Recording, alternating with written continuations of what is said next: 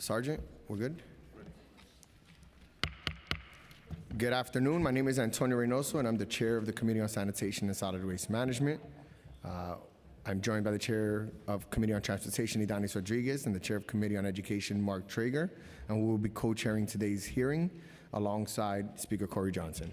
Speaker? Good afternoon. I'm Corey Johnson, Speaker of the New York City Council. I want to thank you for attending today's hearing on the city's preparation for and response to Winter Storm Avery. I also want to thank Chairs Reynoso, Traeger, and Rodriguez for holding this important hearing today. On November 15th, 6 inches of snow fell in New York City. Despite the relatively small amount of snow, this winter storm significantly impacted the lives of New Yorkers. The city was expecting 1 to 3 inches of snow, as was announced by the Sanitation Commissioner. I'm very happy to see you here, Commissioner Garcia, the day before the storm. This appears to have been the presumption by the city until early afternoon on November 15th, even though local news outlets like Pix 11 reported early that day in its 6 to 9 a.m. forecasts that 6 or more inches of snow was likely if temperatures stayed cold. We understand that on the day of the storm at 6 a.m., the Department of Sanitation sent out 290 salt spreaders to pre-salt high elevations and overpasses. By 11 a.m., 679 salt spreaders had been deployed throughout the city. At 12:51 p.m., NYCC, New York City Emergency Management, issued a winter weather advisory for New York City until 10 p.m., updating the forecast from 1 inch expected to 2 to 5 inches, and stating that New Yorkers should, quote, use caution while driving. At 1:23 p.m., snow started falling on Staten Island. At 1:34 p.m., all districts were ordered to begin full salting. By 3 p.m., 56% of city roadways have been treated by salt spreaders, including all critical routes. By the time snow began falling heavily, some zones had already put plows out on the streets based on local conditions. At 3:25 p.m., the Department of Sanitation issued orders to all zones to deploy plows. By 10 p.m., 82% of the streets in Brooklyn, Queens, and Staten Island had been salted. As traffic began to ease in the Bronx, spreaders from Queens were redeployed to the Bronx to ensure that roadways were cleared before rush hour. And by midnight, a total of 1,400 salt spreaders and plows were deployed. By 8 a.m. on Friday morning, 98% of the city had been salted. I understand that these were not normal circumstances for a snowstorm. The forecast was for 1 inch, and it was early in the season to have such a significant snow event. The heavy snow was also during rush hour, and there were traffic accidents with significant consequences for the city. However, this city cannot shut down for 6 inches of snow. We should plan for the worst possible scenarios. We can do better than this, and we must do better. Children were stuck on school buses for more than 10 hours, and their parents were not updated about their whereabouts or their safety. These children were not fed, and sadly, were not provided adequate bathroom breaks. The last student, with the help of the New York City Police Department, thank you, got home at 3 o'clock in the morning. New Yorkers were stuck in traffic for many hours. Just ask Vanessa Gibson. They were tired, hungry, and driving in unsafe conditions. Some commuters reported 13-hour trips. The administration did not encourage people to leave their cars at home and take public transportation in advance of the storm. The city must be communicating with the public before, during, and after snowstorms. There should be clear messaging to the public and contingency plans to keep people and all New Yorkers, including school children, safe. The mayor has promised a full review of the city's handling of this snowstorm, and I am hoping to understand what went wrong and that the administration will make whatever adjustments are necessary to respond to future storms. We can do better, and we must do better as a city New Yorkers should not have to go through this again. I know a lot of the conversation that day and the day after focused on a pileup that happened on the George Washington Bridge and the ripple effects that that had on Upper Manhattan and on the Bronx. But there were problems throughout the entire city in areas that were not affected by the George Washington Bridge. And I look forward to hearing today what we can do moving forward to ensure that the entire city is taken care of. New Yorkers were outraged. You saw it on social media. You saw it when people were talked to by the press. And I want to understand how we can do better. Again, I want to thank you, Chair Reynoso, Chair Rodriguez, and Chair Traeger for co-chairing this hearing today. And I look forward to this conversation with my colleagues on the council. Thank you, Commissioner Garcia, for being here. Thank you, Speaker Johnson. Again, I am Councilmember Antonio Reynoso, and I'm the chair of the Committee on Sanitation and Solid Waste. We're holding today's hearing to do an analysis of why 6 inches of snow brought the city of New York to a standstill. A number of agencies have joined us to testify today, including the Department of Sanitation, the Department of Education, the Department of Transportation, the New York City Police Department, the Department of Parks and Recreation, and the Office of Emergency Management. We will also be hearing from council members whose districts were affected, as well as members of the public who dealt with the impacts on the ground. Before we begin, I want to acknowledge that no one in the city of New York, not the meteorologist, the mayor, the agency commissioners, or myself, was expecting a storm like this in the middle of November. And it was not until the snow started to pick up in the afternoon that it became clear what we were dealing with. This was the greatest single-day snowfall recorded in Central Park in 136 years. We were all caught off guard. However, rather than looking for a scapegoat, it is my hope that we can focus today's hearing on how we can improve the city's response and operations in the face of unexpected weather events. Like many of you, I was initially appalled at the level of gridlock that occurred from what seemed to be a pretty normal snowstorm. We've handled much worse, much better. However, as we began to dig deeper, it became clear that this was a confluence of unusual and unexpected events that led to huge problems in the city. The first issue was that our weather forecasters completely missed the mark. What had been predicted by a dusting up until the morning of the 15th turned out to be 6 inches of heavy snow. Additionally, the heaviest snowfall began just at the start of rush hour, creating some of the worst gridlock the city has ever seen. The George Washington Bridge was closed for a full 2 hours during rush hour, sending traffic into local streets throughout the Bronx and Upper Manhattan. These conditions made it impossible for DSNY's plows to clear the streets.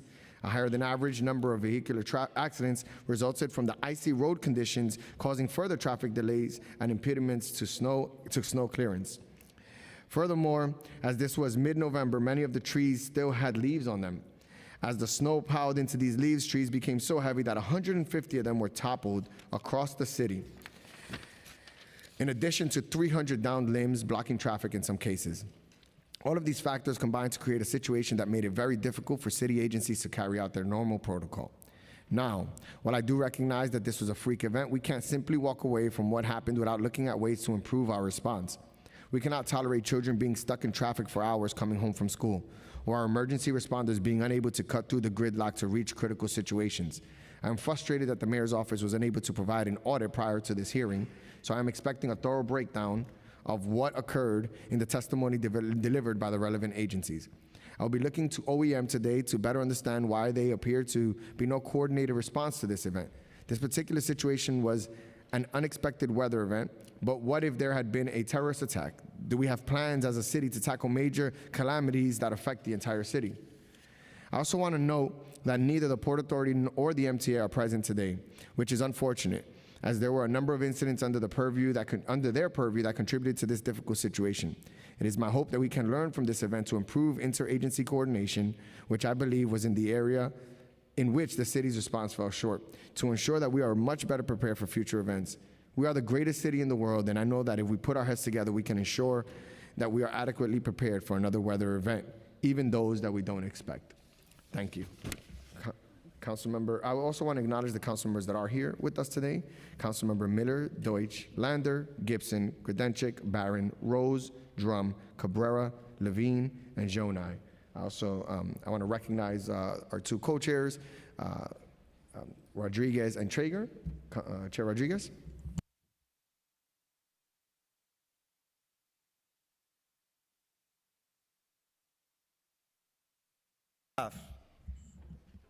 I don't think that unless you were living that condition for those hours, if you were warned in your house, no one knew. No, even, I don't think that even the media knew the nightmare that a lot of people went through during those hours. On behalf of the Transportation Committee that I chair, I want to welcome all of you to this emergency hearing on what happened on November 15. New Yorkers have many questions, and I have one thing to tell them. Yes, the government of the city of New York and its agency failed big time when thousands of residents, visitors, senior citizens, students with disability, and working family were left in the street without any safeguard or assistance. Yes, the George Washington Bridge closed. There were traffic crashes throughout the 5 boroughs, and supposedly we didn't know the number of inches of snowfall we were expected to receive that day. My question, and the frustration of all New Yorkers is, why was an interagency emergency not activated that day? And how does it look like when they are activated? Why were the city agencies in charge of our street, traffic, and schools not see this as a big crisis at any point throughout the evening, during the night, on Thursday, and early Friday? I wonder if some fire that we had that morning also were affected with the lack of fire truck moving in the streets because of that condition, and if there was any death related to any fire that happened that morning. As someone who that particular afternoon took my train to go to a meeting to Washington Street in Brooklyn, the A train, the first stop in Brooklyn, but ended my meeting at 4:40. And my friend, because when we came out, he saw all this noise, say, should we take a ride with me? And I said, yes. We got into the car at 4:50. And it took me from 4:50 that afternoon on Thursday to get in my house in Inwood at 2:20 in the morning. No, I don't want to share this story because I'm the council member, and suddenly at 127 in San Nicolas Avenue, I look backward here, so council member Andy King, that I heard that Vanessa Gibson, the GPS, sent it to go through First Avenue, and all the council member. But what I can tell you is that 127 in San Nicolas Avenue, there was a chaotic situation. No cars were going north and south. All vehicles were only going north. Cars were in the sidewalk. People were coming out from the buses. No one were there to support them. I was again sitting in a standstill traffic like a majority of New Yorkers. For those 10 hours, I saw buses without moving at 127 in San Nicolas Avenue for more than 2 hours. I saw senior citizens and children with their parents coming out from those buses, and they were unable to walk in the ice street and ice snow that we had that evening. No one were there to guide them. No one were there to support them. What I saw was a lot of vehicles crossing through the 127, jumping into the sidewalk, even putting the life of those children, families, and senior citizens in risk. I traveled 20 blocks from 127 to 155th before I saw any law enforcement assisting traffic. And the only location that I saw it was at 145th and San Nicolas Avenue, only one person. I saw people vacating their cars and trying to walk home. This was a living nightmare. You would never imagine what you went through unless you were there. My neighbor, Pa, who is a lawyer, retired lawyer, she was telling me this story, how she needed to do PIP in the street because she couldn't hold it. A children with disability, Francis Roja, going home like at 11 p.m. crying to his mother because he couldn't understand why he was in that situation. We had the resources, we had the capacity, we had the men and women power to respond to the level of crisis that occurred that night on November 15, but we failed. And that's why I will be introducing a language of legislation that I hope will be able to move forward, that will ask for the report every year on how interagency responsiveness and which agencies are activated during a city emergency, whether it's for inclement weather or a natural disaster. I thank all the members of this administration for being with us today. I thank Speaker Johnson for his leadership to work with us and call for this emergency hearing. And I look forward to hearing your testimony on the city preparation, not only for that day. Please don't come with excuses with what happened in George Washington, the lack of not knowing how many inches. We know that contributes a lot. Those New Yorkers here and who are following the media want to know why. What happened at 10 p.m.? What happened at 12? Why were those people from different agencies still sending home and not still in a place helping other individuals? Hoy yo termino diciendo que nosotros le fallamos a la ciudad, que tenemos que prepararnos mejor y que tenemos que vigilar cómo funcionan las agencias para responder a emergencias como la que vivimos ese día. Thank you. Thank you, Chair Rodriguez. Councilmember Traeger. Good afternoon. I'm Councilmember Mark Traeger, Chair of the Education Committee. I'd like to first thank Speaker Corey Johnson for joining us today, and also thanking the Speaker for immediately taking ownership of what happened that day and the following day, and what did not happen that day and the following day, immediately apologizing to New Yorkers and pledging accountability and changes moving forward. So the Speaker's presence here today, I believe, is critical and important, and I thank him and his office for being here. I want to also thank my co-chairs, Chair Reynoso and Chair Rodriguez, for holding this hearing on the city's preparation and response to Winter Storm Avery. While the severity and timing of the storm was not accurately predicted in advance, we certainly don't blame the Department of Education for the road and traffic conditions that resulted. It is, however, hard to comprehend how a 6-inch snowfall resulted in such disruption and hardships for children and families, as well as school staff. It is particularly disturbing that it seems DOE has no protocols or plans in place in the event of emergencies like this winter storm to ensure children stranded on buses for hours on end have access to bathrooms, water, and food. This is unconscionable, particularly when the great majority of school bus riders are young children, students with disabilities, and those who are medically fragile. On top of that, the lack of protocol for communicating with parents is unacceptable. DOE is causing parents to be frantic and worried because they cannot communicate with their children and have no idea where their buses are located. Just last month, the Education Committee held a hearing on the DOE's Office of Pupil Transportation due to the inexcusable management or mismanagement of school bus services that resulted in excessive delays and no-shows at the start of the school year.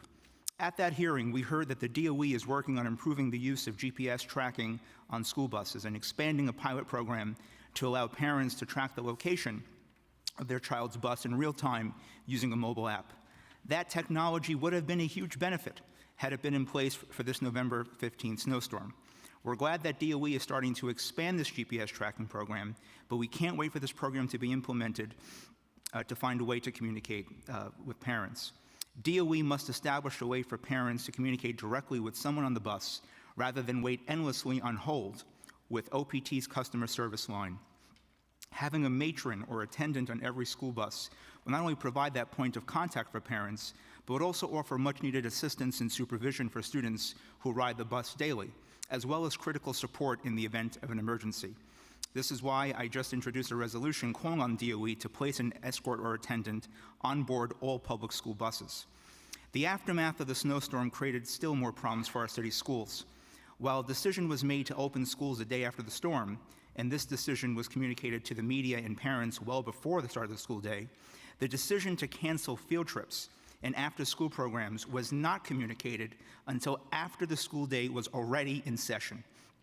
This created tremendous hardship for parents and families who had to scramble to make childcare arrangements on very short notice.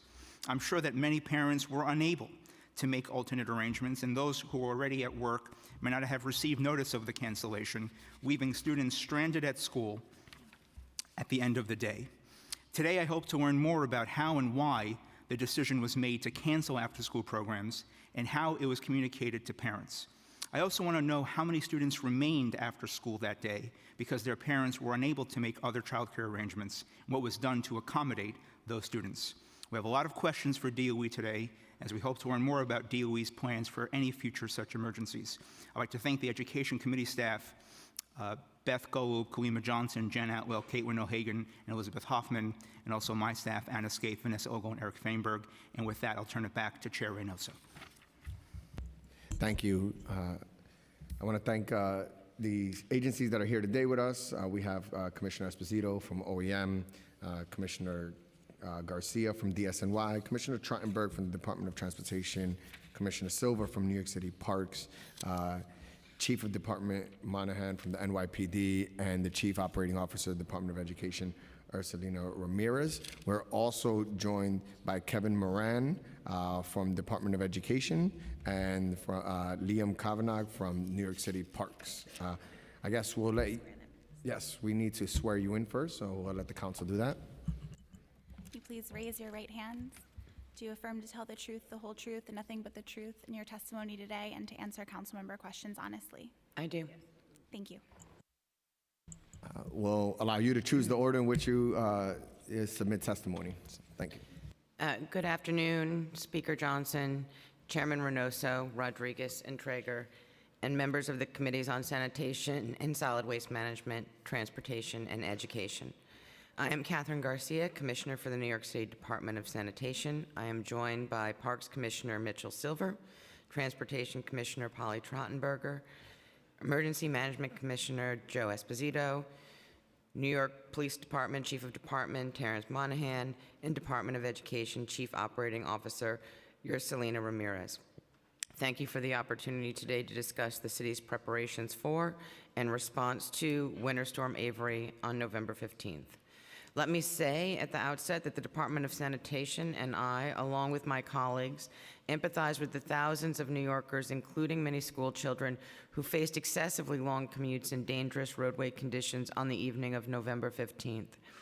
This event severely affected the entire tri-state region, and it truly was a perfect storm of events that posed serious challenges for New York City, as well as our neighboring states and municipalities. I would like to walk you through the timeline of this snow event, our preparations and response, the impediments we faced, and lessons we have learned for future storms. The Department of Sanitation monitors weather forecasts through its 3 contracted weather services around the clock and receives forecasts from the National Weather Service via New York City Emergency Management. When forecasts call for a potential snow event, the department issues a snow alert to inform our staff, other city agencies, and the public. DSNY received the first forecast of a possible snow event on the morning of Monday, November 12th. On Wednesday, November 14th, meteorologists expressed increasing confidence in the likelihood of a snow event. DSNY issued a snow alert to media and city agencies at 1:40 p.m. that day and held a joint press conference that afternoon with New York City Emergency Management. The press conference was attended by 9 media outlets, including 6 major television stations. The forecast leading up to the November 15th event called for a wintry mix with likely accumulations of 0 to 3 inches, predominantly on grassy surfaces. The morning of the storm, the National Weather Forecast called for 1 inch of snow for that afternoon. We know now that that forecast was off the mark. It was not until 12:37 p.m., less than a half an hour before the snow started falling, that the National Weather Service issued a winter weather advisory calling for snow accumulations of 2 to 5 inches. By the time the snow ended, accumulations in Central Park measured 6.4 inches, and parts of the Bronx had experienced brief periods of snowfall of more than 2 inches per hour. The storm was the heaviest November snowfall since 1938 and the earliest November snowfall over 6 inches on record. The department deploys salt spreaders to spread rock salt on the more than 19,000 road lane miles across the 5 boroughs. Salt helps to reduce the accumulation of snow and prevent the formation of icy conditions. Salt spreading operations continue for the duration of snowfall. Once the snow accumulation is greater than 2 inches, the department deploys its snow plows. Plowing operations continue till all of the city's traffic lanes are passable. Throughout the duration of a storm, department field managers constantly monitor roadway conditions, equipment use, and variations in weather patterns. Our field officers report this information on an hourly basis back to their respective borough commands and onto our central operations office. At headquarters, DSNY deploys a variety of technology tools to maintain situational awareness. These include GPS tracking of spreaders and plows, analytical tools to measure mileage completed, live feeds from DOT traffic cameras, NOAA weather grids, snow complaint data, and Data Miner First Alert, a real-time social media alert system. Based on the forecast of Wednesday of 0 to 3 inches on grassy surfaces, the department suspended street cleaning regulations for Thursday, loaded 679 spreaders, attached plows to 150 collection trucks, and activated the Plow NYC tracking system. Based on the forecast and the anticipation that salt spreaders would be the primary snow equipment required for the storm, the department planned for a 3-shift operation, which included cleaning and collection of refuse and recycling. At the start of the 6 a.m. shift, the department sends 290 spreaders out to pre-salt high elevations and overpass, which freeze earlier than streets. By noon, 1,024 miles of roadway had been pre-salted citywide, including 291 miles in the Bronx. While the National Weather Service did not change its forecast until 12:37, DSNY's in-house meteorologist had reached out to our operations staff shortly before 10 a.m. to indicate that the storm was growing and that the city could now anticipate between 3 and 5 inches of snow. At this point, the personnel on the 6 a.m. shift were informed that they would work a 12-hour shift until 6 p.m. that night, and districts were directed to add additional plows to collection trucks. At 11 a.m., 679 spreaders had been deployed to their standby locations. At 1:23, as field staff reported snow starting to fall in Staten Island, all districts were ordered to assign spreaders where necessary. At 1:34 p.m., all districts were ordered to begin full salting as the storm came in quickly across the boroughs. Around the same time, DOT began treating the East River bridges. By 3 p.m., salt spreaders had treated more than 56% of roadway miles citywide. With snow falling heavily, the department issued orders to all zones to deploy plows at 3:25 p.m., although some zones had already put plows in the streets based on local conditions. By midnight, we had a total of almost 1,400 salt spreaders and plows deployed in the field. Just as the City Council and the public have demanded to understand what occurred 2 weeks ago, the administration has been assessing this snow event to determine what factors distinguished this storm from others.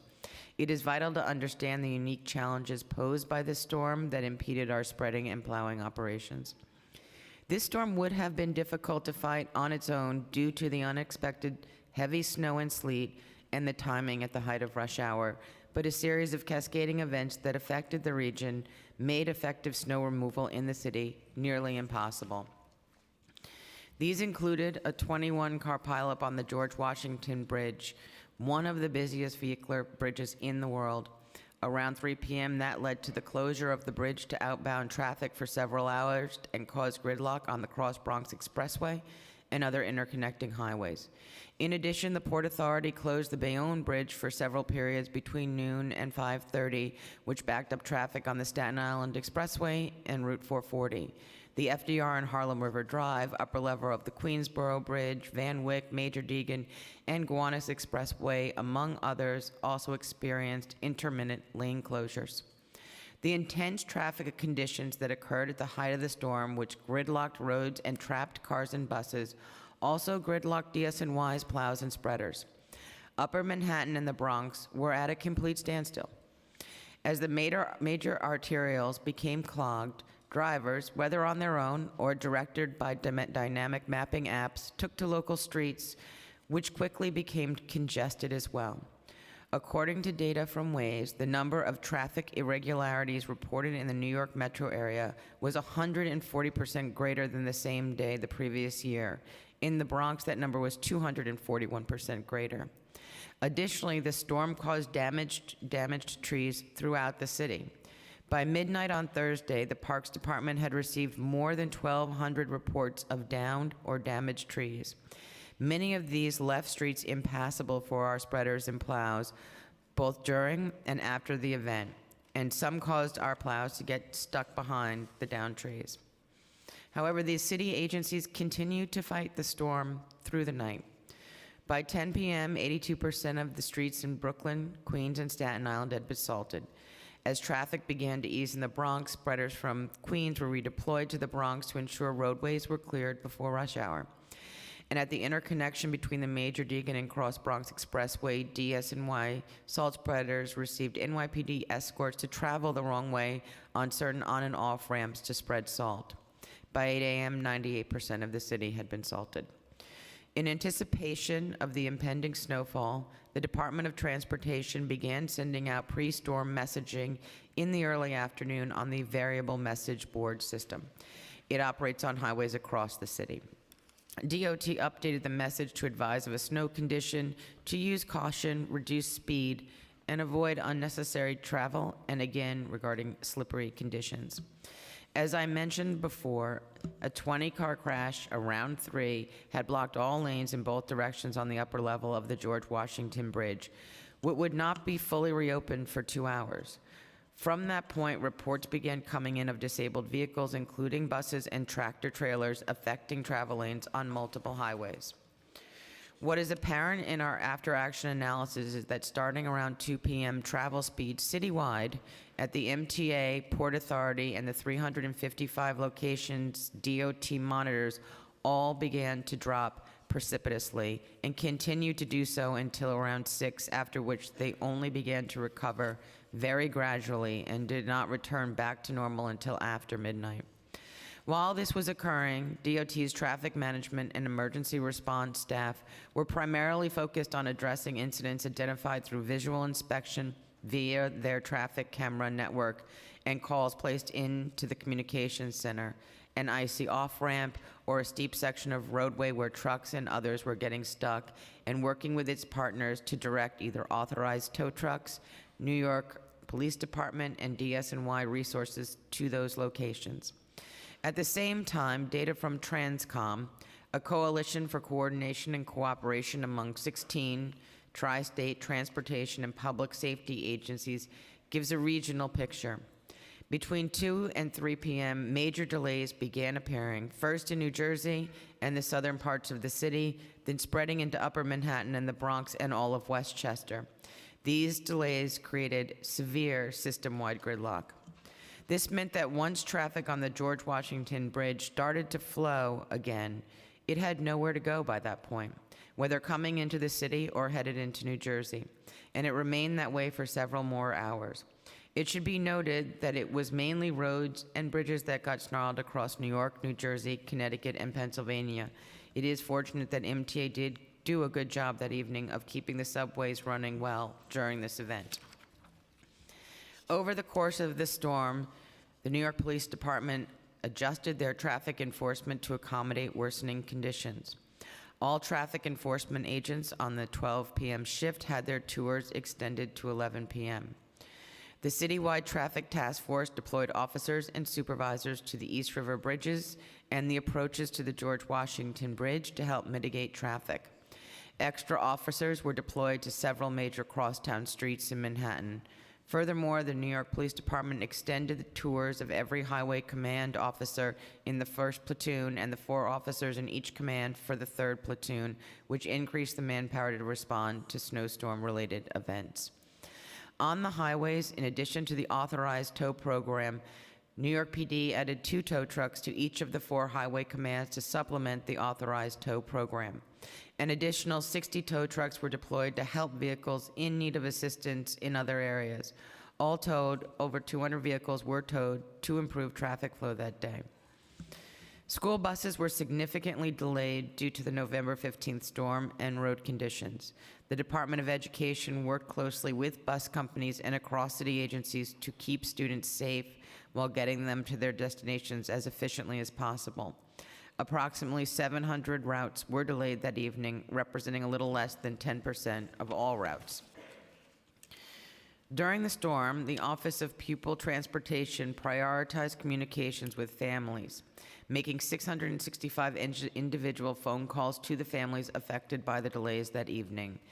The OPT hotline was operational through Thursday night into Friday morning. 15 staff members remained in the office until 5 a.m. to answer calls until the call center's morning shift arrived. As I mentioned earlier, this storm had the second highest accumulations for a November snowstorm since 1882. When the storm hit, more than half of the city's trees still had some or all of their leaves. This led to significant tree limb failure, as many limbs could not bear the weight of wet, heavy snow caught on their leaves. During the storm, staff from the police and fire departments worked through the night to respond to emergency requests for downed trees and limbs blocking roadways. Late on the night of the storm, the Parks Department, New York City Emergency Management, and the Mayor's Office called for the activation of the Downed Tree Task Force, an interagency effort to address storm-related tree issues beginning Friday morning. Starting at 6 a.m. on the morning after the storm, Parks deployed 30 crews into the field, prioritizing blocked streets, trees on houses, and leaning trees. These 150 Parks employees assessed tree damage, resolved dangerous conditions, and began the disposal of fallen trees and limbs. Parks staff were supplemented by teams from the Fire Department, the Police Department, the Department of Environmental Protection, as well as Parks emergency contractors. Both Parks and DSNY worked jointly to remove tree brush and logs from the streets, and reported tree debris was cleared within a week of the storm. Following the storm, the Parks Department completed inspections of more than 3,300 service requests made through 311 for downed trees, hanging limbs, and fallen limbs across the city. From these inspections, Parks created more than 2,000 unique work orders for fallen trees or limbs, and all of those have since been completed and resolved. These efforts were coordinated through the Downed Tree Task Force and New York City Emergency Management. The city is currently performing a review and assessment of its response to this snow event. Based on the results of this evaluation, the city will make operational changes and adjustments. However, we are prepared to share some preliminary lessons learned at this time. As a result of climate change, New York City will experience more frequent and intense storms of all types. Weather conditions are becoming increasingly variable and unpredictable, and the storm on November 15th was one indication of this long-term trend. As a result, the city must adapt its preparations for future storms to account for this increasing unpredictability. To ensure that we are prepared for future early season storms, DSNY will advance our night plow operations to start at the beginning of November rather than in mid-November. In addition, for each individual weather event, DSNY will plan for additional staff coverage to increase pre-treatment of roadways. While this may mean that in some cases we will pre-treat roadways in advance of events that end up bringing little or no snow, it will give us an additional jump start for weather events that turn to snow earlier or more aggressively than expected. In advance of storms like this one, with high moisture content and an even small possibility of changeover to mostly or all snow, the department will plan for significantly higher accumulations than forecast to prepare for the worst-case scenario. Immediately the day after the storm, Commissioner Trottenberg spoke to her counterparts at MTA, Port Authority, New York State DOT, New Jersey Transit, New Jersey DOT, and Transcom. She can say that across the region we all struggled, and we can all do better, and that includes regional communication. In addition, DOT will work with partner agencies and Transcom to identify recurring problem areas where icing and crashes occurred. especially at high-volume crossings, in order to pre-position assets at these locations and have emergency access plans in place to be ready to address conditions immediately.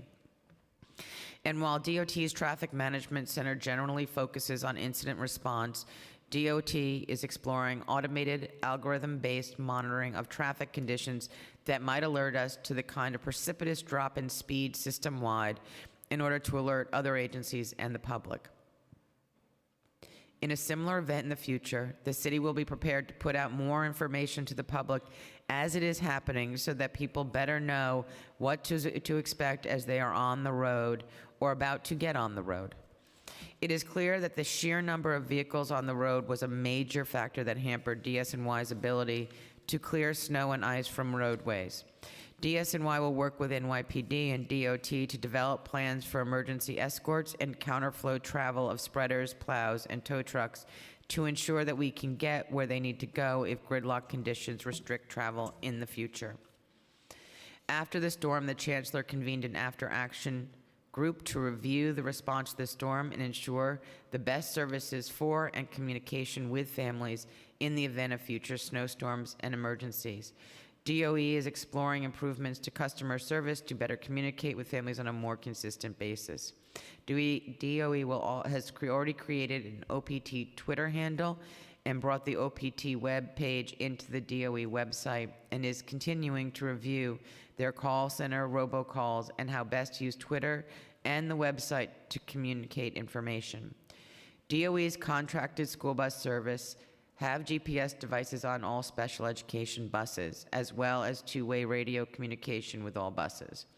DOE is funding a pilot program to provide parents access to bus ETA information via an app, and it is currently assessing this pilot for expansion. Every storm brings different challenges that impact the speed with which we can clear the streets, including storm intensity, temperature, time of day, and total accumulation.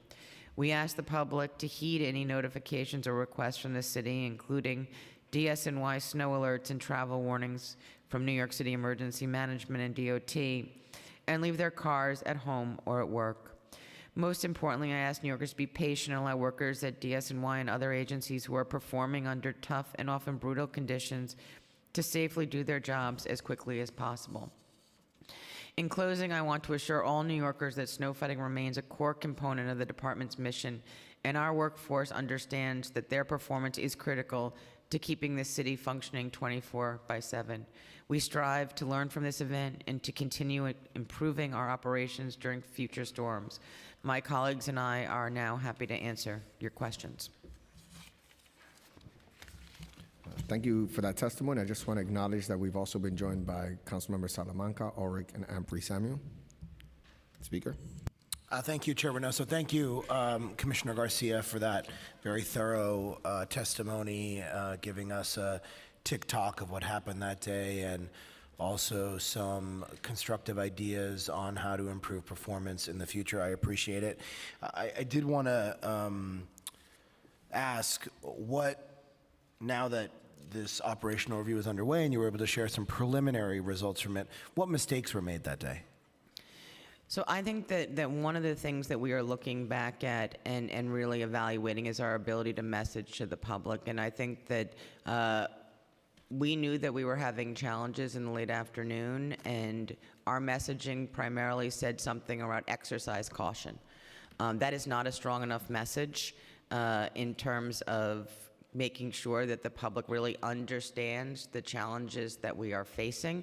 I think we are all reviewing that as we move forward, but we're really focused on should there be a situation where there is a major accident or that becomes a bottleneck, how do we more effectively resolve that? We used some creative ideas during that night, but we need to do more to pre-plan for this unexpected cascading set of events. Who decides what information is disseminated to the public? Who's the ultimate decider in that? So I wouldn't say that it's a decider. So the Office of Emergency Management is providing much information through their Notify NYC, through their other Twitter handle. They usually are the primary persons who are putting out information about weather conditions or traffic conditions, and they are trying to provide that in real time. And so I think that it was never coming up like, should we make our message stronger now? I think that that is something we realize as we are going through the analytics of this. So there wasn't someone who said, don't put out a message.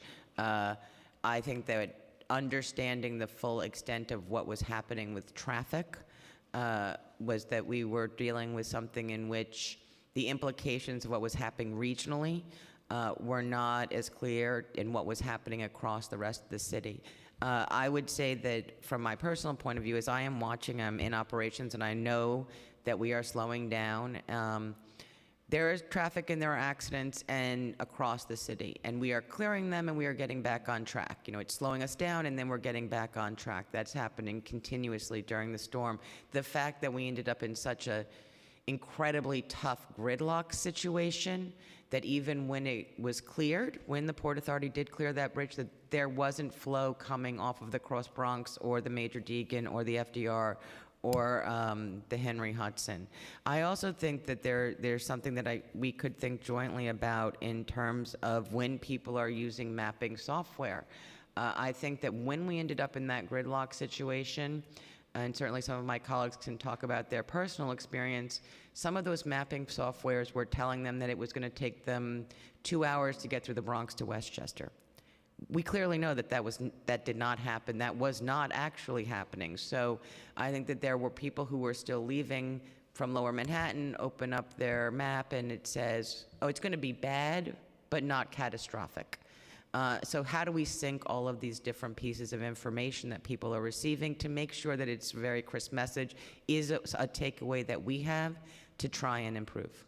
How come New Yorkers were not encouraged to leave their cars at home and take public transportation? When it was realized that the storm was a lot worse, I didn't see, and I haven't seen, any communication that went out during that time encouraging New Yorkers to leave their vehicles at home and to use public transportation. So that was not, we always do sort of the general message of we'd prefer for you not to drive, but I don't think we didn't do the don't drive message. And so when we are talking in the morning about, and when people are getting up and getting ready to go, we did not have information that the storm had significantly changed. And so people drove in. I think the message we failed to give them is, we actually want you to now leave your car in the city and go home. And use mass transit. That's a very difficult message, but that is something that I think we should have tried to message. In your testimony that you just delivered to us, you said, related to the weather forecast, the forecast leading up to November 15th event called for a wintry mix with likely accumulations of 0 to 3 inches, predominantly in grassy surfaces. You went on to say that the contracted National Weather Services that the department and the city used call for 1 inch of snow. As I pointed out in my opening testimony, PIX 11 was accurately forecasting what actually happened, and they did it the day before. I mean, I would go back there. I do not have information that PIX 11 had actually said that we were going to get 6 inches of snow, but I'm happy to go back and look at what they were looking at and who their forecasters are. We are using AccuWeather, CompuWeather, Metro Weather, and the National Weather Service, as well as our own in-house, and I don't believe that the forecast, we did not see anything that indicated from anything that we had seen that the forecast was going to be significantly different until mid-morning on November 15th. So I printed out a series of tweets from random New Yorkers or people who were in the city, and these are tweets that are unrelated to Upper Manhattan and the Bronx, given the reason that's been stated was the pileup on the George Washington Bridge and the spillover effects it had on the Cross Bronx Expressway and the Major Deegan. And these tweets, a bunch of them are from Staten Island, where at 407, the roads in Staten Island are awful. Cars are sliding everywhere. I have not seen one salt truck. An hour later, clearly no plows on Staten Island. I saw one small truck going up a block where I was literally spinning out of control. He beeped at me. I thought it was to say, hey, I'm salting in front of you. You'll be fine. Nope, no salt, nada, nothing. You're fired. Staten Island is a mess. I did not see a single truck salting or plowing. It took 3 hours to get from the Verrazano Bridge to Westerly, and more tweets like this. Then, related to Brooklyn, my X28 bus was supposed to leave at 3:19 and drop me off at Flatiron by 4 p.m. I'm still on that bus with 18 blocks to go. And I'm reading all of these just to say that there were clearly issues outside of the impact area that was cited. There were issues on Staten Island, there were issues in Queens, there were issues in Brooklyn, and I want to understand, separate and apart from the details that you gave us related to Upper Manhattan and the Bronx, there were still many, many issues in other parts of the city. So, Mr. Speaker, I appreciate that question. Yes, there were issues across the other boroughs. In Staten Island, the Bayonne Bridge was closed for a very extended period of time, which did impact the arterial highways there. That was true also in Brooklyn and in Queens. There were challenges across the city. So it is not to say that there were only challenges in Upper Manhattan and the Bronx, but they were the hardest for us to get out of. So our ability to get through and recover from those was the most challenging. So you are absolutely correct that at the height of that sort of hour in the late afternoon, we were seeing major traffic issues across the city in all 5 boroughs, but the difference was that they did not end up in a gridlock situation where we could not then get back on track and then be able to actually move pieces of equipment late in the evening from other boroughs into the Bronx. The day after the storm, when there was a press conference on the other side of City Hall in the Blue Room to address what had happened the day before, did anyone apologize from the administration to the public? I think that as you certainly are, and as much of the public is, we are equally as frustrated. We do not want this to happen again.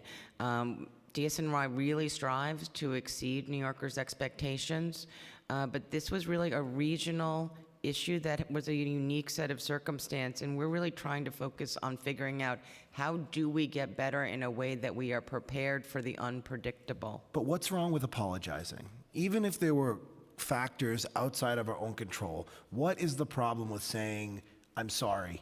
I am certainly sorry that we did not message this and that we were not able to make it so that people understood the challenge that they would face ahead, whether or not they were commuting or in school buses or they were parents, and what the issues were. But I really want to be forward-looking and really think about, like, how do we help our staffs, all of us who had people who worked very, very long hours to try and make it through and stay focused on it. I mean, this is the type of storm where you're trying to constantly create a new paradigm, and so we're going to try and make sure that we are writing that out into additional plans for going forward and trying to figure out, so what do we do when we lose major pieces of infrastructure and it's sort of there's a cascading event? How do we handle that? How do we come up with new ideas? I just think there's nothing wrong with saying sorry. I am reluctant to phrase it in that direct way because of the challenges of trying to apologize for a storm and for traffic. But again, there were other factors outside of that we've talked about. I am certainly sorry that we did not message appropriately. I am certainly sorry that we had not thought up of, like, we should be messaging to people that it is likely that trees could become dangerous in a heavy snowfall with leaves on them. You know, those are the types of things that I think that we are focused on trying to assess, and we will continue to be thinking about how to make it better. We don't want anyone to experience this again. Commissioner, I think you've been an outstanding commissioner for 5 years. I think you've done an exceptional job, not just in snow-related events, but I think you've done an outstanding job in working with the council on priorities of the administration in other parts of the sanitation department's portfolio. And I really believe that. I think you have served this city very well, and I'm glad that the mayor chose you to be our sanitation commissioner. So any of this criticism today is in no way personal or in no way me saying that I don't have confidence in you, because I think you've shown through your work with Chair Reynoso and through members of this council the ability to work together and to get through the vast majority of these snow-related events and other issues that have come up in a competent, thoughtful way. And I think because of that track record, you were chosen for another job. You were chosen for a very important job, which is to lead an effort on eradicating lead in New York City and to come up with a plan which is extraordinarily important for us here on the council and for the city as a whole. We had a hearing a couple of months ago related to a package of bills on lead in New York City and eradicating lead exposure and poisoning for children in New York City. And I think you were probably chosen because the mayor had a lot of confidence in you by seeing how you've run the sanitation department. But is it too much to be commissioner of the Department of Sanitation and to lead this other extraordinarily important effort at the same time? So I am truly humbled that the mayor had the confidence in me to appoint me to do what I think is incredibly important work around lead. Let me assure you that in no way during any snow emergency would I not be at headquarters in my command center, making sure that we are managing the event moving forward and then through all the planning and after action that occurs with that. But I think that there is the ability to also be focused on what is critical work around ending exposure of lead for children. And I do have to depend on my Department of Sanitation, my first Deputy Commissioner Costas, as well as all my chiefs, who I think are handling the day-to-day operations of the department very, very well. So it's not too much to do these two jobs and be assigned these two very important responsibilities at the same time? I have not found it to be to date. So I'm going to leave the questions related to the Department of Education. I know that Chair Traeger has many questions. I know that Chair Reynoso has some more questions on operations of the day, and Chair Rodriguez has questions as well as other members. So I'm not going to ask any further questions, but I hope that when this full operational review, when's the full operational review going to be done? I anticipate it to be completed sometime next week. So, and is there any snow in the forecast over the next week? Not yet, but as I would say, that is always subject to change. We actually had snow in the forecast last night that was there and then went away.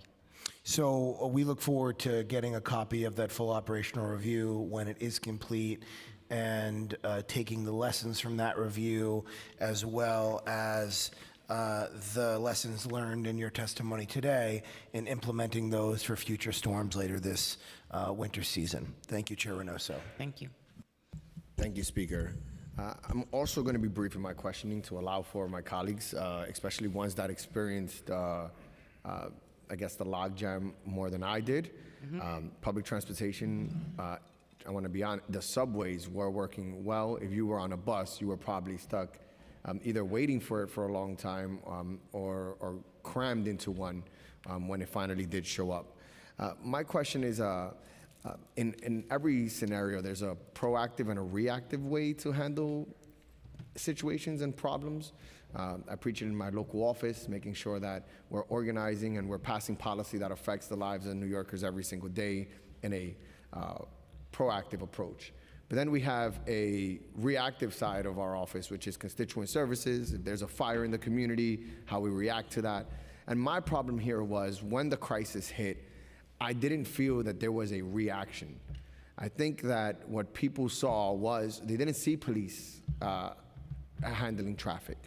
If we see that a school bus is stuck in the middle of traffic, northbound into the Bronx and Manhattan, why are there not police escorts allowing for the bus to go onto the opposite side of the road so they can get to their destination, understanding that those kids need to get home?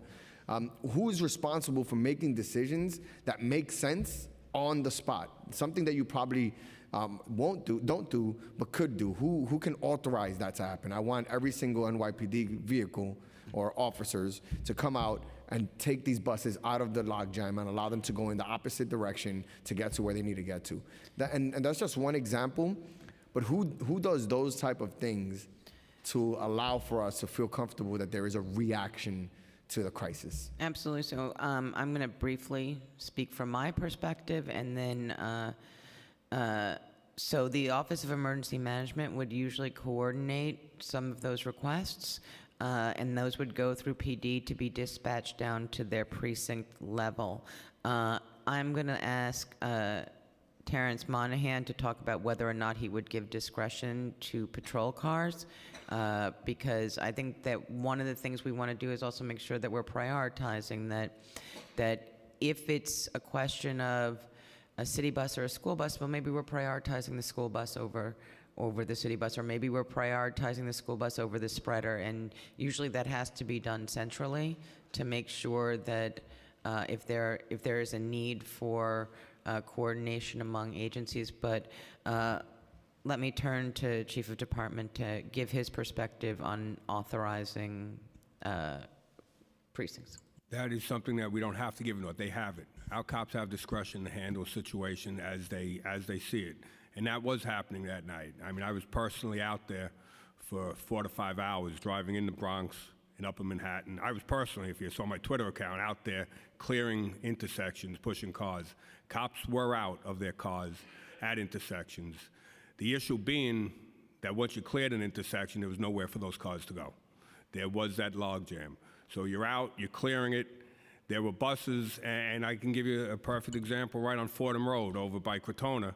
One of those two-tier buses completely tried to make the turn on it and spun out across the roadway, which blocked 5 other buses from going anywhere. There was nothing he could do at that point. If he tried to back, he was going to take out a light post that was on the sidewalk. So he tried to move the buses. Some of them, because of the snow, were unable to be moved, that they started to spin out. So it wouldn't be a matter of taking them across the road, because they'd spin out across the road and block that side too. So each and every situation had to be handled specifically and very cautiously as you did it. Anyone who was in the Bronx that day knows exactly what it was like. Upper Manhattan, I know exactly what you were talking about, Councilman Rodriguez. It was at a standstill. But that situation became, there was nowhere for us to push them out. We had 370 traffic agents that we held on overtime working the areas. But as they cleared an intersection, the next intersection was blocked. So there wasn't a spot until people were able to start getting out of the city till we actually, I know you don't want to keep hearing of George Washington, but once you started getting that roadway moving to allow the people that were trying to get onto those entrance ramps, it wasn't going to happen. And then, again, they mentioned the GPS things. You had GPS signals, like the Waze, telling people to get off the highway into these secondary roads and that they were clear. I had it on myself when I was driving around. They were saying Tremont Avenue was clear. Tremont Avenue down by West Farms had to be one of the worst intersections I had seen. According to the GPS system, that was a clear way to get to the Cross Bronx. So people were stuck there, people that had never driven in that area before. I was personally speaking to them, getting them out of the car, and they'd never been there, and they're showing me their app saying, this is perfect, I should be able to go here, what do I do? So the cops were out. This was probably just one of the most challenging situations I've seen driving around in the 37 years that I've been doing this. And I appreciate your answer related to, it doesn't matter if you clear one intersection, if they're running into another intersection and so forth. I just want to get to the reactionary. The kids were stuck on buses, and I think that that's the story that a lot of people is relatable to them. When a kid is stuck on a bus, who or what put us in a position to not figure out a way to at least get those kids? If it was an emergency vehicle like an ambulance, they already know protocol and they can do whatever they want to make sure that they get to a hospital. But a school bus operator, what authority do they have to figure out a way to keep their kids safe and so forth? I just want to know, reaction-wise, who's giving people direction? Who is the leader that gives people direction so that we can at least take care of the most vulnerable people in our city, which are our children? Thank you, Chair, for your question. I do want to say our bus drivers were doing the best that they could in those situations to keep our students safe, to make sure that they got home safely. At that point, the bus drivers were making contact with the dispatchers, with the companies, and with ourselves at Central. And we were coordinating directly with both City Hall and NYPD to make sure that we can get escorts out there. We have a lot of lessons learned, and we need to do a better job of communicating with our families, and we need to do a better job of communicating and coordinating with NYPD. But as as the commissioner has said, folks were at a gridlock, and so when we were even making contact with NYPD to do escorts, they could see the bus, but they couldn't get to the bus. So we were everyone was doing the best that they could, and I do think our drivers did a tremendous job to keep our kids safe that evening. I hear your answer. I just don't know if the crisis had a equal level reaction. I think the protocol was being followed, and no one was like, let's break protocol and let's really do something about this. And I just want who can have the authority to break protocol so we can start doing things that are more reactive to handle the situation. We've never seen this before. Whatever protocol you put forth was not adequate to deal with this crisis because it's never been seen before. Who gets in the room and says, break protocol, do what we have to do to make sure that we can react to this? I just want to know who can do that, because I know it did not happen. There's no way it could happen, because obviously it took a long time for us to finally deal with the situation. So certainly in this sort of situation, any of the agencies could have moved to request either the Office of Emergency Management or someone to do sort of more outside the box thinking. And that is actually one of the pieces from the after action that we're taking away, is how to make it so that we are doing more out of the box thinking, like taking spreaders the wrong way down highways. But that was something in which we had not assumed that we were preparing for, but it is definitely something that we are taking away, is how do we get faster and more creative more quickly? Okay, I'm gonna hold my questions till after everyone goes around one time so that we can give them an opportunity to speak. I appreciate your answers to my question, and I do genuinely see that there's an effort here to improve, and I'm looking forward to what that looks like and hoping to be a partner in making sure we can get that done. I wanna, Chair Rodriguez for questions, and after the chairs speak, we're gonna put a 3-minute clock. We can go around more than once if need be. Council members will be able to ask questions in the order that they arrived to the hearing as well. And I want to acknowledge the fact that we've also been joined by Councilmember Cohen and Constantinides.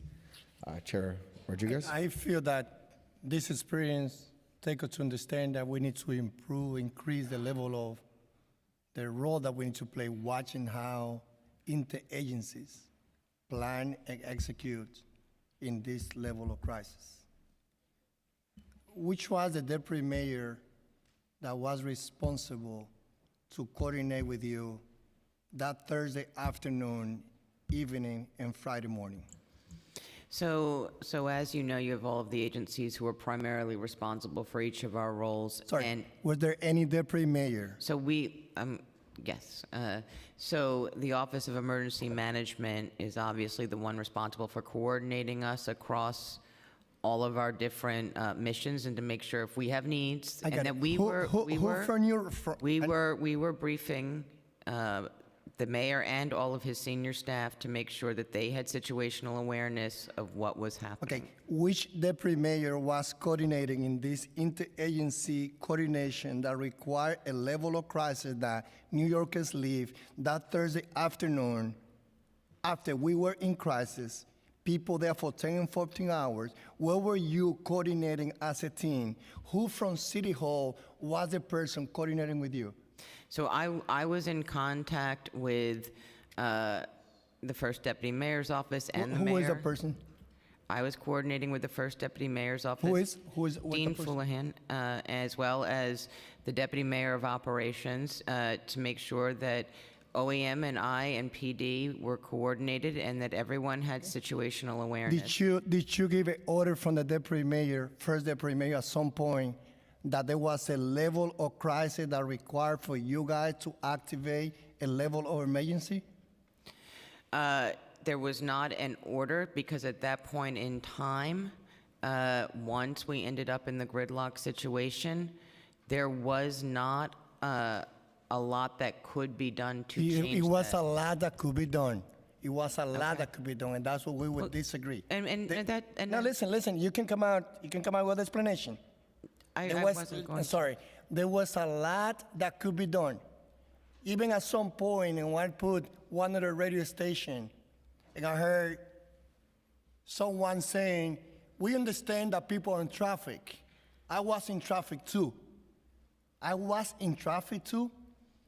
Like that the crisis was over at 11 p.m., and there was a 12, there was a 1, there was a 2, and there was a 3. How can you explain? And don't, I have a lot of respect for all of you.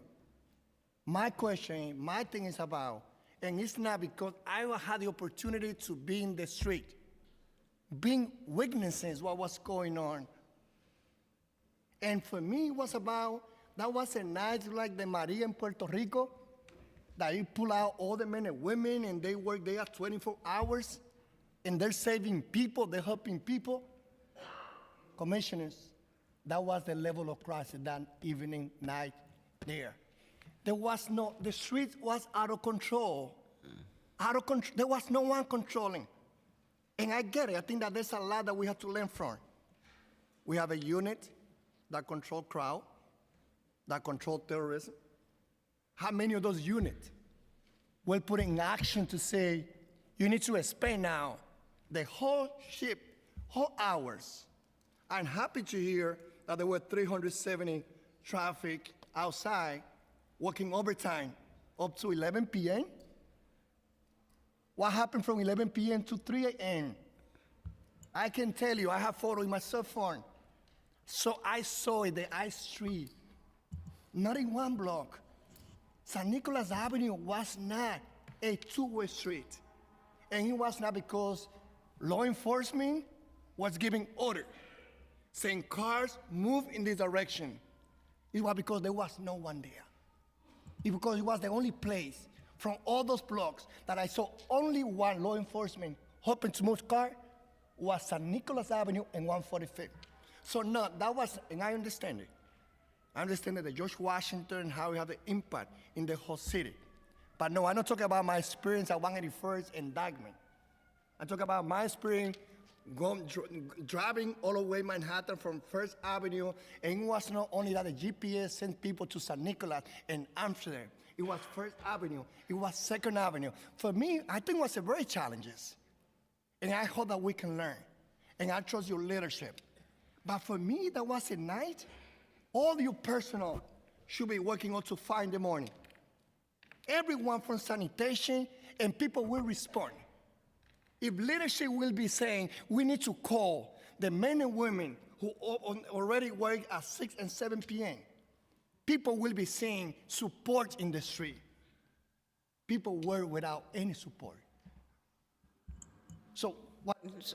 No, Councilmember, I really appreciate your experience. I mean, this is not a story that I haven't heard, and it was really, I can only imagine a miserable experience and felt very Now, chaotic. sorry. Hold on, You're representing the public. Don't put it on me. Don't put it No, on but me. you're right. I'm not putting it. What I'm saying is not, I don't want no one to feel sorry for me. The opportunity that I had was to witness what people went through. And what I know that there was a lot of people from different agencies being home at 11 p.m. already, 10 p.m., warned. When there was people there in the street, that's what's supposed to be a night where 100% of everyone, the men and women of all agencies should be in the street. And I can say that I had over 3,000 cops out. I was out on the streets after 2 a.m. in the morning. So the men and women of the New York City Police Department were out there. But it's as I said, it's every intersection. Every intersection that you went to had a gridlock situation. And no, there was a problem. There was nowhere to send them.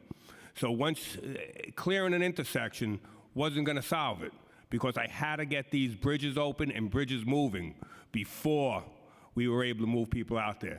So the men and women of the NYPD had as much of an issue as everyone moving around those neighborhoods, trying to get around, even with lights and sirens, and trying to push people, trying to get buses out. It was as challenging a night for us as it was for everyone else on that road. But they were out there in the cold, freezing out of their cars, pushing cars through intersections. Cars were stuck in the snow for sitting there. So to clear an intersection, you had to get out, hands on, and push. And that's what the men and women were doing out there. There were 300 traffic agents who work overtime. At what time did they finish the overtime? They finished at 11 o'clock. 11 o'clock. Their posts were down. Mainly, they were in Manhattan. But the radio cars, the men and women in uniform, Where in Manhattan?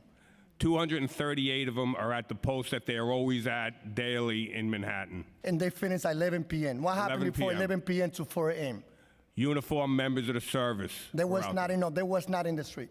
They were out there. I was They out were there not- with. I saw it. And I was out there with them, and I saw it. Let's I go wasn't break it sitting down. warm in the Let's see house. I let's was see sitting where you out there with the deployed. men and women doing the Let's job. see where you deploy those men and women, because I can tell you, I didn't see the intersections. And for me, this is the lesson. What do we lead to anyone who is planning a terrorist attack? That they gridlock our street in the rush hour. I hope that we can learn from this plan. Thank you, Chair Rodriguez. Just a follow-up very quickly. Were there opportunities to have auxiliary police or OEM certified volunteers? Were they called upon or to help clear? Well, obviously, Yeah. go ahead. We had some auxiliaries that stayed. Obviously, they're civilians, and we don't want them standing out in a dangerous situation in the middle of an intersection. And even if they were, this wasn't about directing traffic. You weren't able to direct the traffic because that traffic at this point in time in the gridlock had nowhere to go. That was the biggest issue. It really, if you're out there, no matter what you tried to do at that point, until the highway's cleared, there was nowhere in these streets for those cars to go. Thank you. I'd like to call on Chair Traeger. Oh, I'm sorry. Let me give you my example. Of 153rd and St. Nicholas Avenue, traffic, the street was gridlock. Around 1:30, as soon as I passed 145th, driving north, or drivers driving north, because it's not about me, there was one police officer giving direction. I'm not questioning the men and women there. I question again what happened at 11 p.m. Why those traffic were not offered? Can you do 2-3 more hours because of that situation? And at 150 St. Nicholas Avenue, the traffic was already starting moving. So, and what's my concern? As I was stuck, drivers at 127 St. Nicholas Avenue, I know there was no place to move. I was thinking about who is reporting from the bus drivers or trying to get someone to help to move those senior citizens and children who decide to come out from the bus because probably they live 20 blocks away, and be helpful to them, giving that system direction today. But I understood it. We were gridlock, no place to go. When we reached St. Nick and 150, there was area for cars to move. So there was places that I, without having expertise on traffic and enforcement, that I thought at some point we could do better, helping drivers to get direction so that we could reduce the level of gridlock that we had that day. I completely understand that, and that was an issue that I saw, is that there were always an area, if you go to the side streets, that people could move, but they all had a general place they wanted to go, which was to get to a highway. So you'd have that 2-block opening that you would see, and everyone would try and take that move to, and then 2 blocks later, that same gridlock situation occurred until we were able to get them onto the highways and get the highways moving. All right, thank you. I'd like to call on Councilmember Mark Traeger. Chair Traeger. Thank you to my fellow co-chairs. I'm going to direct more of my questions now towards the Department of Education, and I welcome the Chief Operating Officer, Selena Ramirez. I just want to point out that the majority of the school children that were on buses that day are our most vulnerable children. Young children students with IEPs,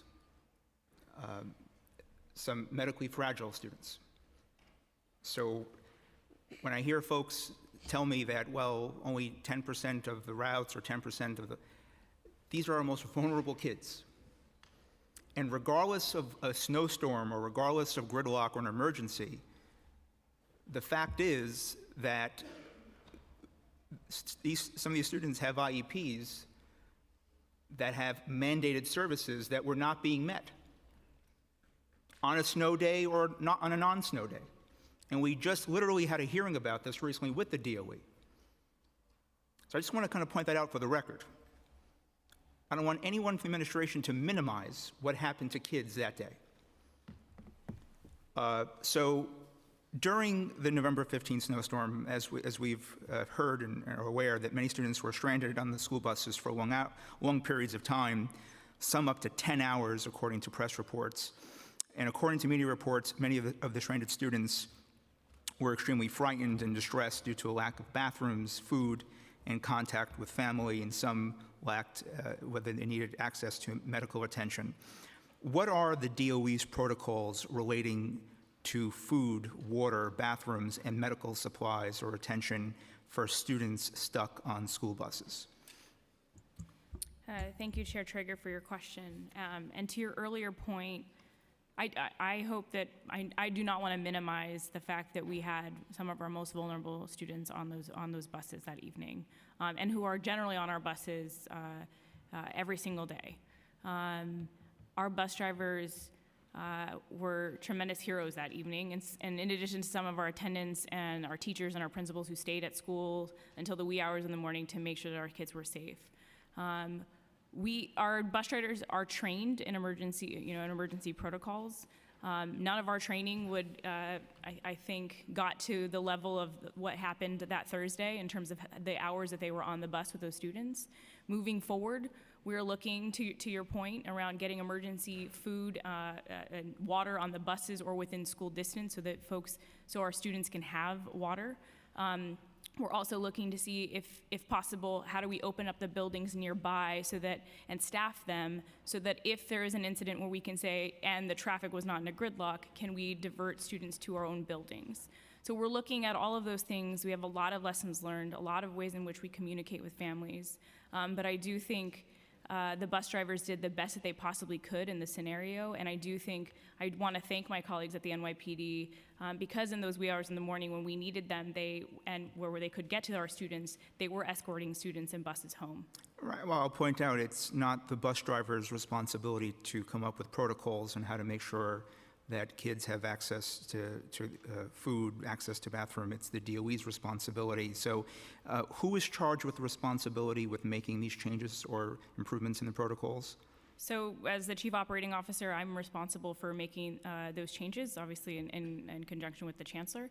And we are looking at all of those things right now. As you mentioned, the Chancellor called for an after-action report, and immediately the next day, on Friday, I hosted a convening of our group at 12 p.m. so that we can assess what lessons did we learn and what can we do moving forward. And to your point, getting water on those buses or nearby is incredibly important for us. And what is the time frame? So we're moving rapidly so that we could contribute to the mayor's report, which will be for next week. And how do you plan to better communicate with parents? Because at the last hearing we just had, we talked about the GPS device systems. We heard that there's a commitment to try to, fast track or to advance this. We have legislation that's making its way in the council. But the breakdown in communication with families was, once again, so prevalent and so glaring. Where are we at with better communication with parents during these types of events? So I do think that the storm exacerbated our communication issues with our GPS system. So we're moving rapidly to get GPS in all of our buses, and effective GPS too, making sure that it's both communicating with us properly, but also with parents. And our goal is to get GPSs in buses as soon as possible, but definitely by the beginning of next school year.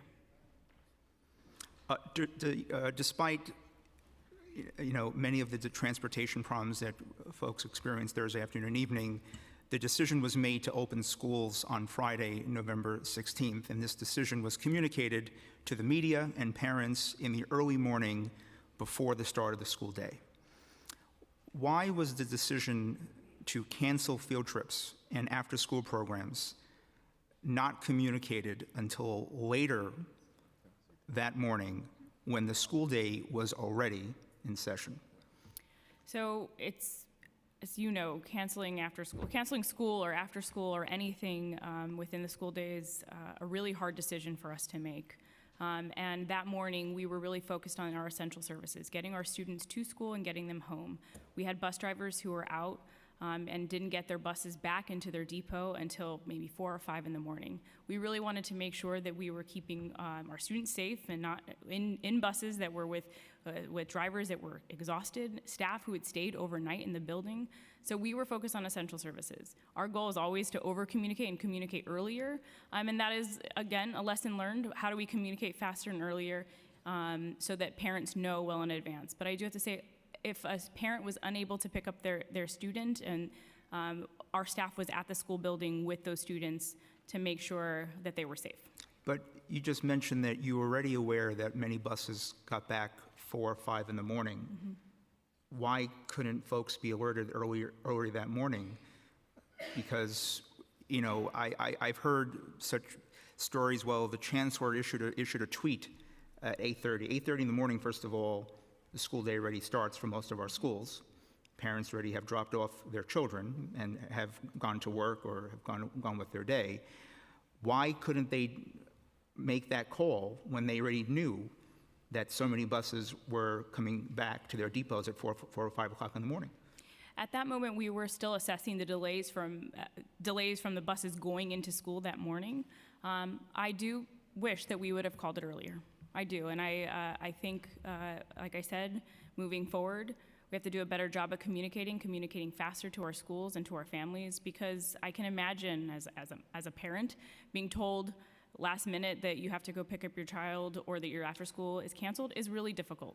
It is, and we wanted to make sure our schools were open. Respectfully, these were the same parents that had to wait 8-10 hours for their kids to come home and wanted to move on from a very traumatic experience. Yes. And I was my office, many of my colleagues reached out as well. Families, you know, people can't afford just to take off work. This was grossly irresponsible. I am extremely disappointed in DOE how they handled that day. Now, how were parents notified? If you can give me, what was the process? Who made the call? Explain to me who made that call, what was the process like, and how were parents notified? So throughout the morning, as we were having buses drop students off at schools, we were assessing the delays that were happening.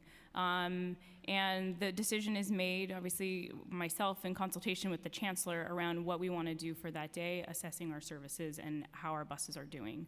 In terms of communications to schools and to families, we notify schools and let schools notify parents about the after-school cancellation. Moving forward, we need better communication with families on how we make those decisions and when. So you left it to schools to notify the parents? Well, we did do social media and Twitter, but a lot of it is relayed through our schools themselves. I don't understand when the decision was made to go to the media, not just the Twitter account, because you can't tweet your way out of these things, but to go, when you went to the media to say school is open the next day, why wasn't the decision just made there, announcement made right there and then? You're saying, why couldn't they just say it at one time, when you already knew that there were problems with buses? At that moment, Chair Traeger, we were really looking to see still how many buses were still going into schools that morning. Like I said, I do think we have lessons learned on our time and how we need to notify parents earlier.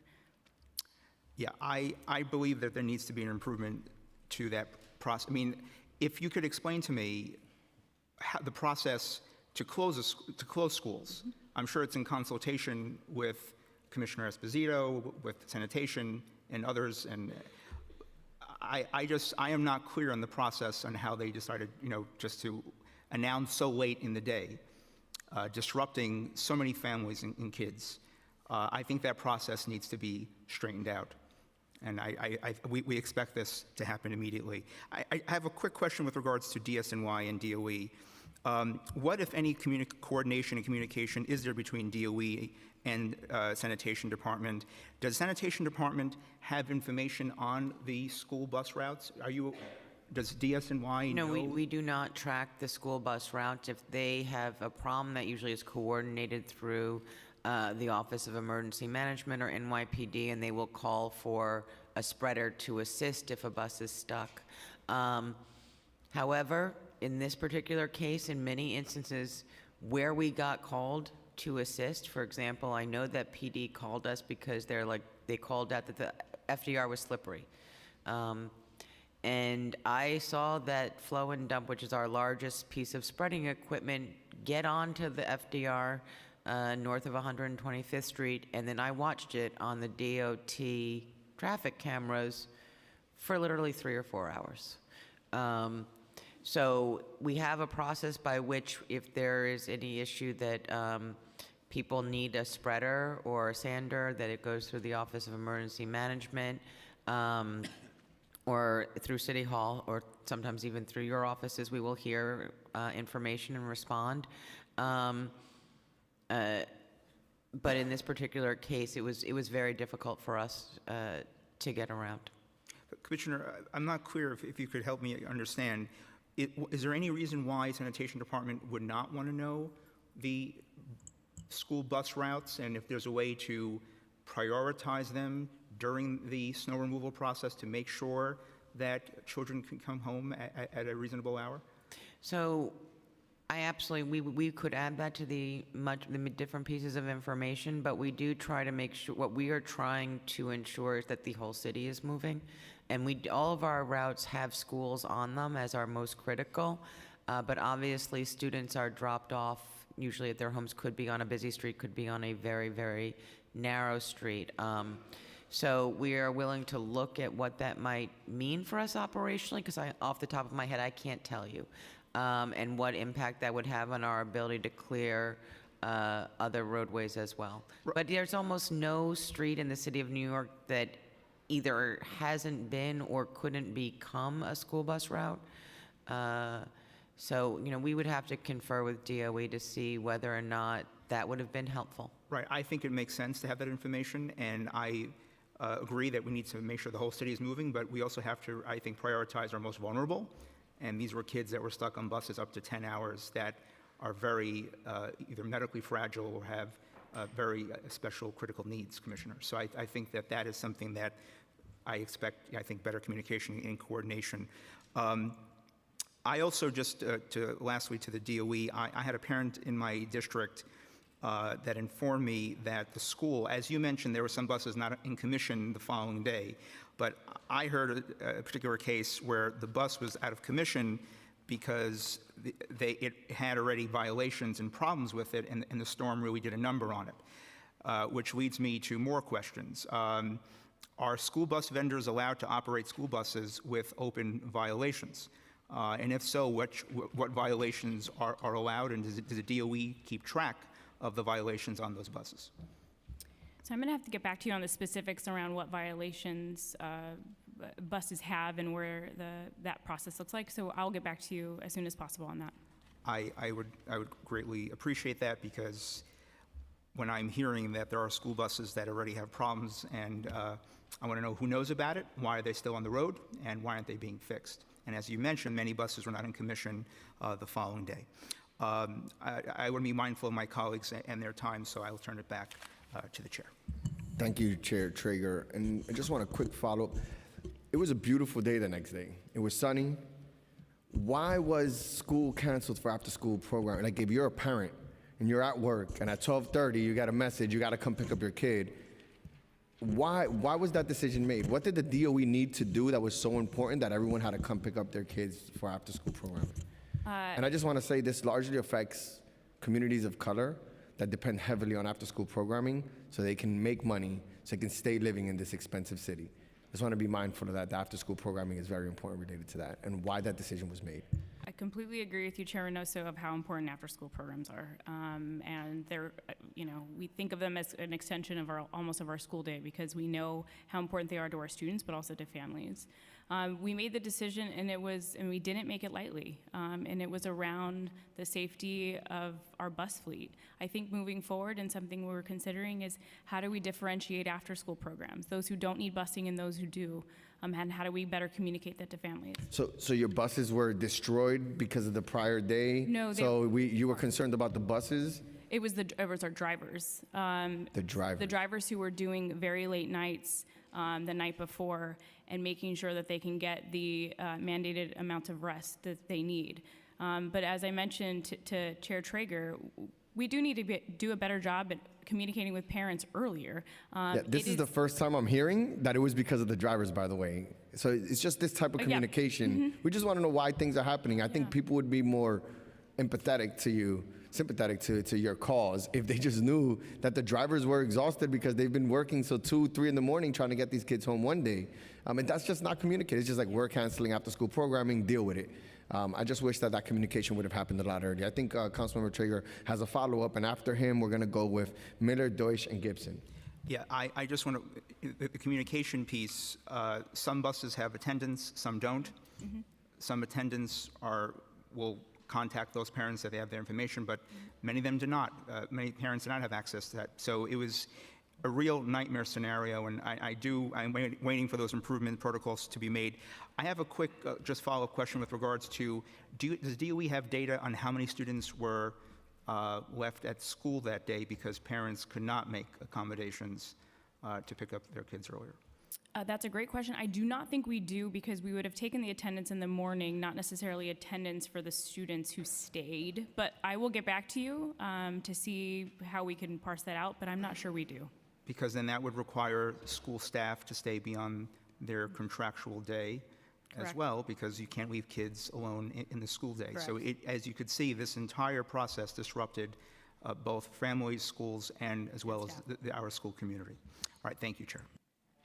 Okay, thank you. So now we'll start the clock. We're going to start with Miller, followed by Deutsch and Gibson. Councilmember Miller.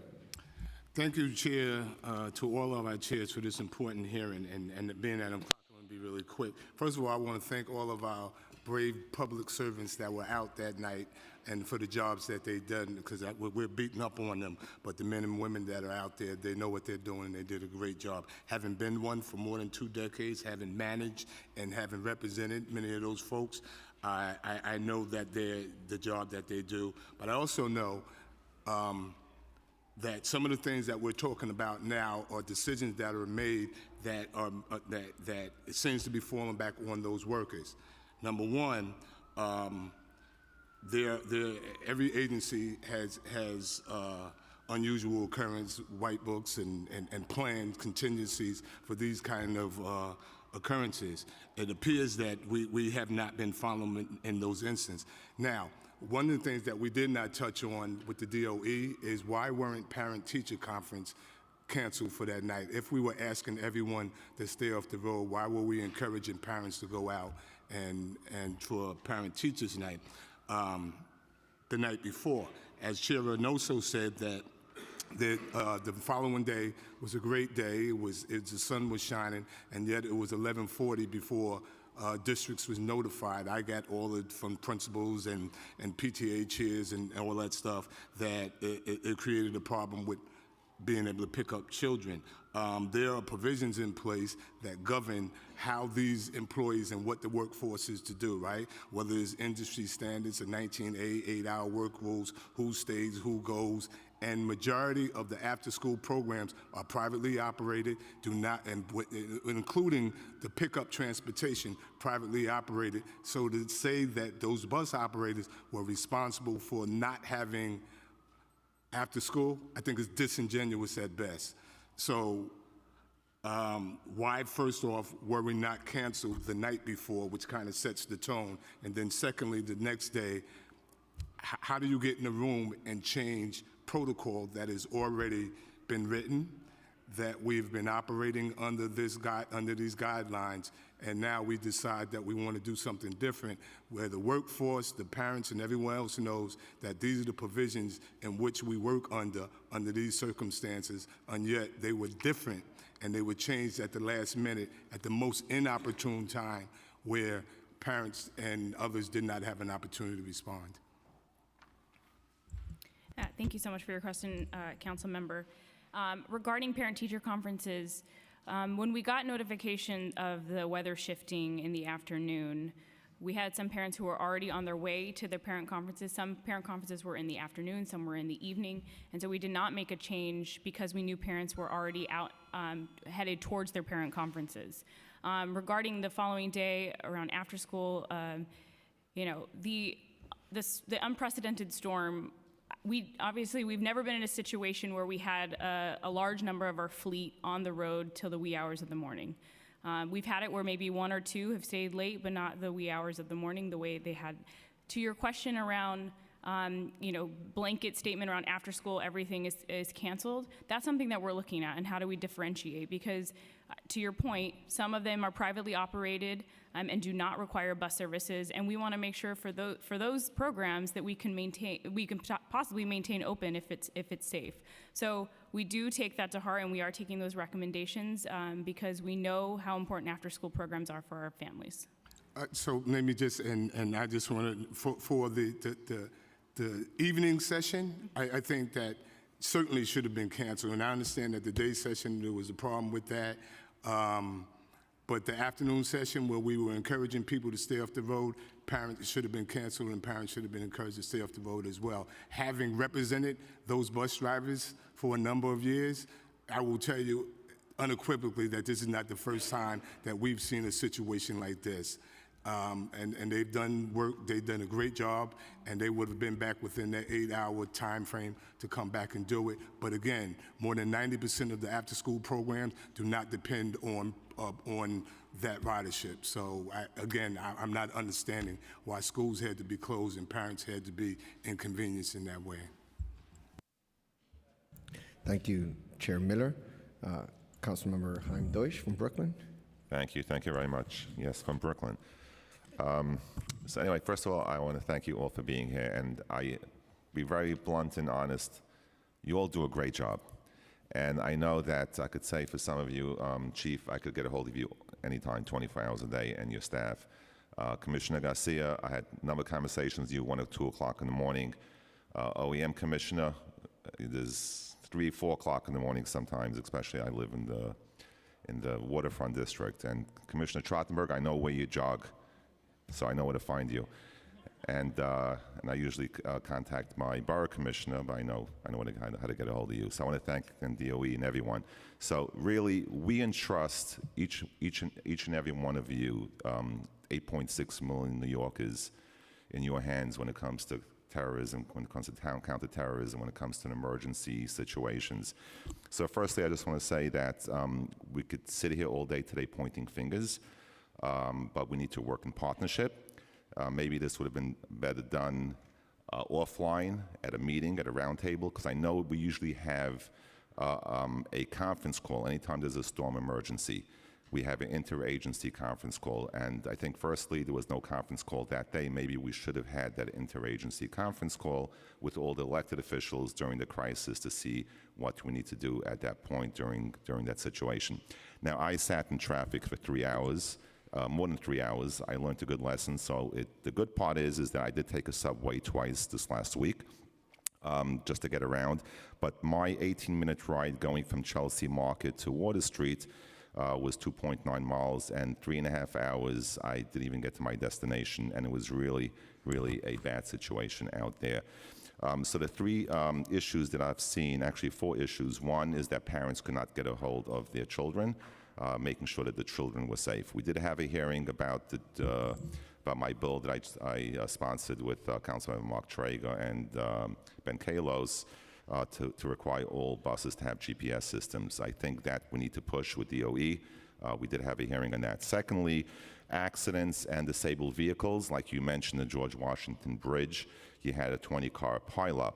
Currently, I believe on all major highways, parkways, freeways, bridges. There's only one tow truck company that is allowed to respond. There's only one contract. I do have a bill to expand that to at least 2 with a GPS system. So this way, when 911 is called, that closest tow truck would be able to go. Because if you had a 20-car pileup, I'm going to ask you in the second round what measures were taken once you were notified that there was a 20-car pileup.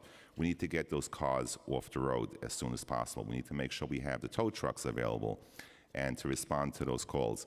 But without having, with the congestion, it's very difficult for emergency vehicles to respond. And you know, sanitation, you could even get the salt spreaders in the area. So when something was wrong because of the weather predicament, honestly, I don't blame sanitation because you couldn't even get there. But we need to make sure we unclog the streets as soon as possible. We need to expand those tow trucks to tow those disabled vehicles off the street as soon as possible. And also there was trees down, 1,200, I believe 1,200 trees down.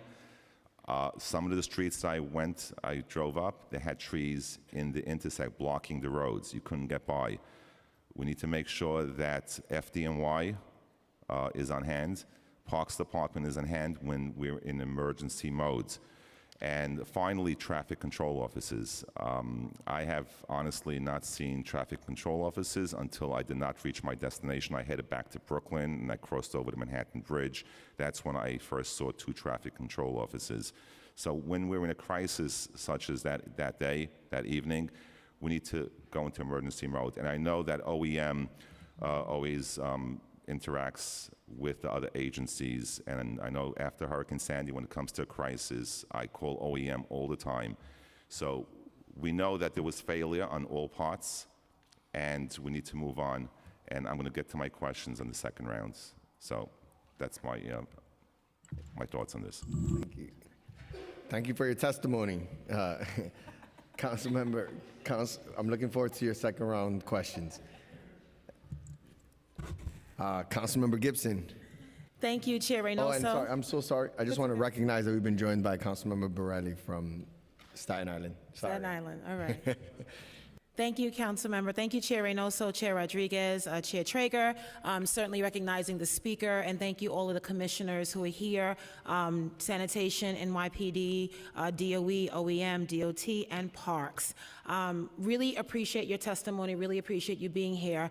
And certainly, you know, all of us are extremely frustrated. And, you know, while I understand and appreciate the empathy and the sympathy, New Yorkers really want answers, and that's the purpose of today's hearing. And I, like many others, are equally frustrated. We, you know, rely on our administration to provide service, sufficient service to make sure that we're able to live and travel in this city. And, you know, that day, November 15th, to describe it was a nightmare. It was a hot mess. New Yorkers were stranded, stuck, walking, you know, all sorts of things happened across this city.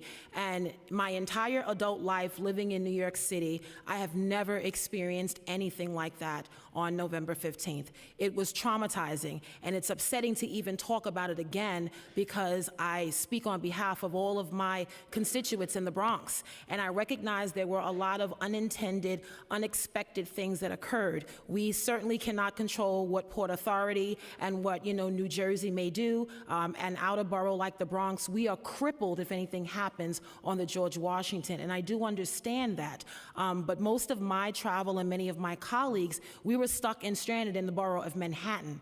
And so before the George Washington was closed, we still are trying to understand what happened.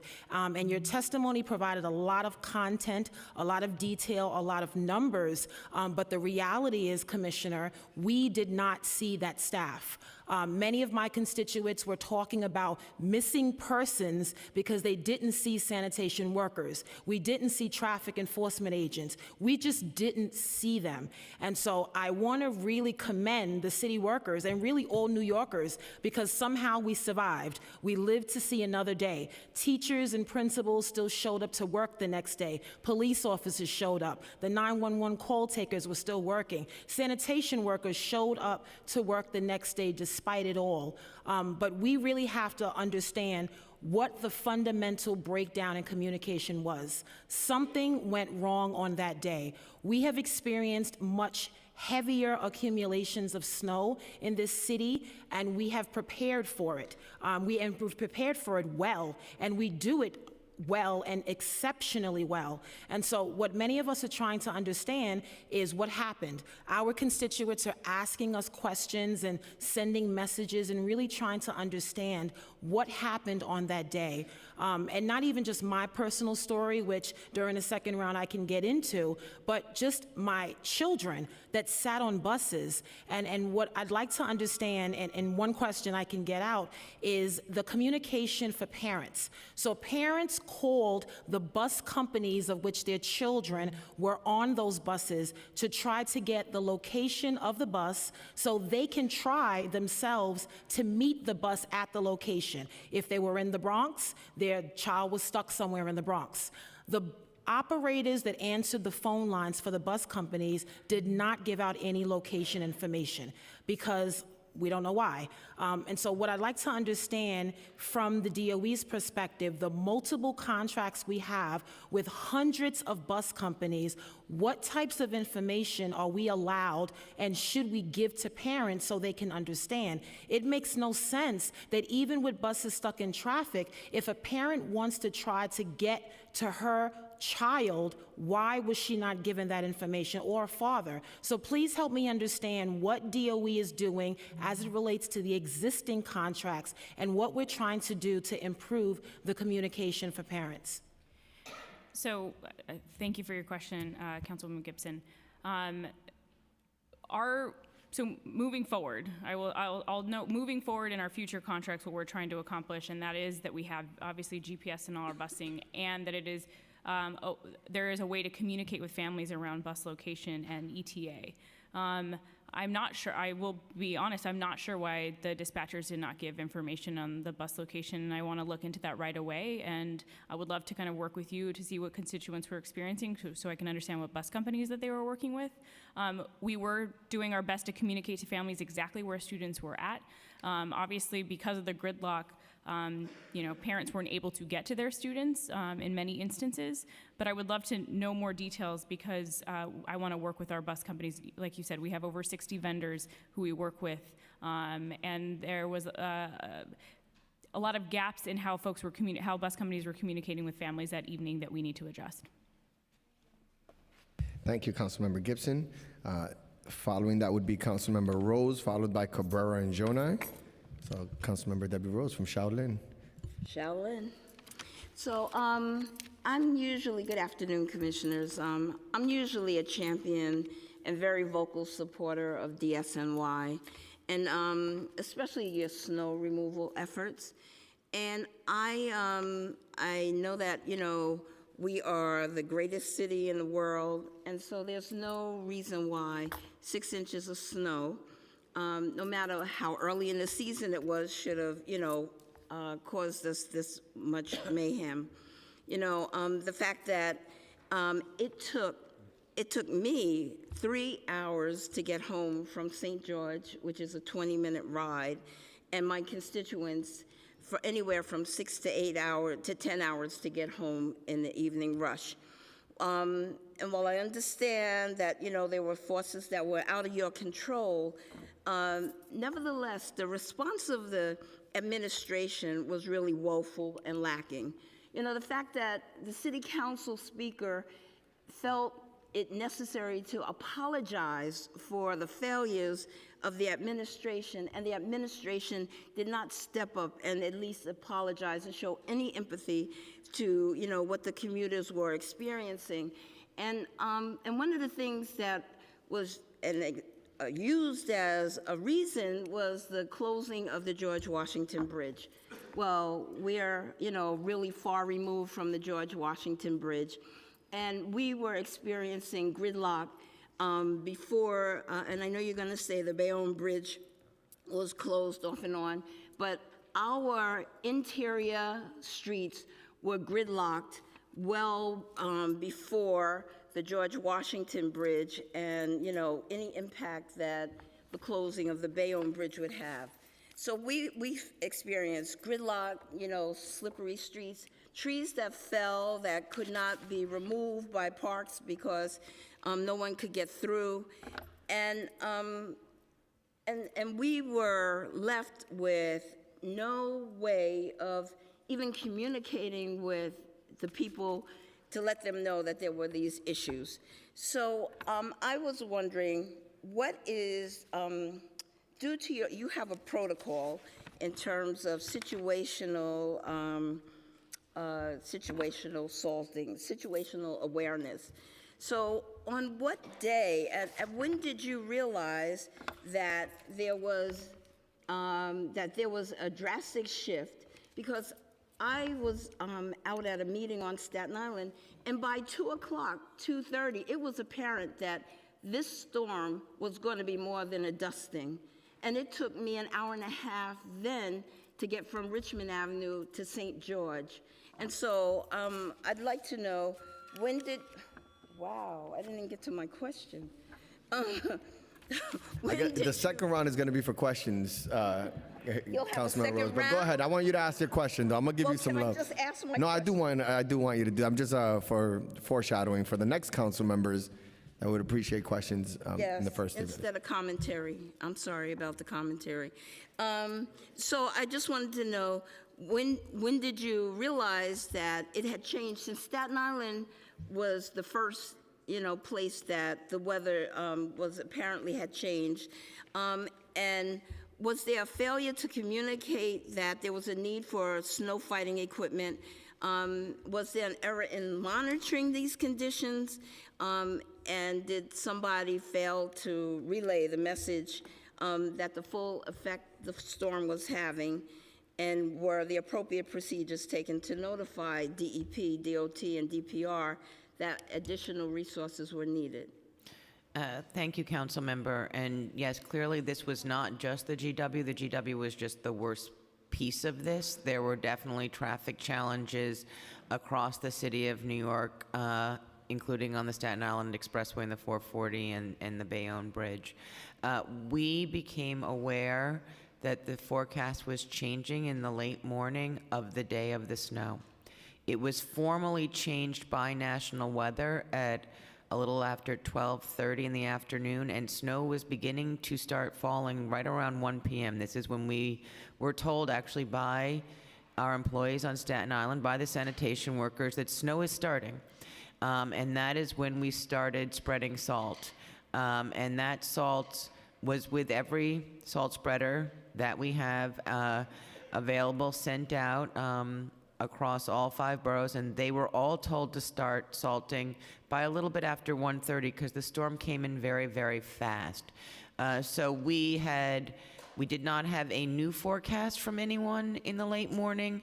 We had conversations with our internal analyst and with National Weather Service about what are you seeing? Is this shifting significantly? And they then did put out a formal change in the forecast later. But we had begun moving, and that was when we got to the point where we thought we might have additional snow beyond the 1 inch. We did start putting on additional plows. As you know, it takes us between 12 and 18 hours to plow up the entire fleet. We eventually got to the point by around midnight where we had an additional 700 plows in addition to the nearly 700 spreaders that were working. And I actually think we're still in some ways very, very important because you need the salt to deal with slippery conditions. But Commissioner, by your own testimony, you said 82% of all the streets were salted by 10 p.m., but not plowed. And at that point, with that amount of accumulation, 6 inches, salting isn't effective. We need it to be plowed. So let me just clarify, spreaders all have plows on them, so they can spread and plow at the same time. And so that means that they had gotten...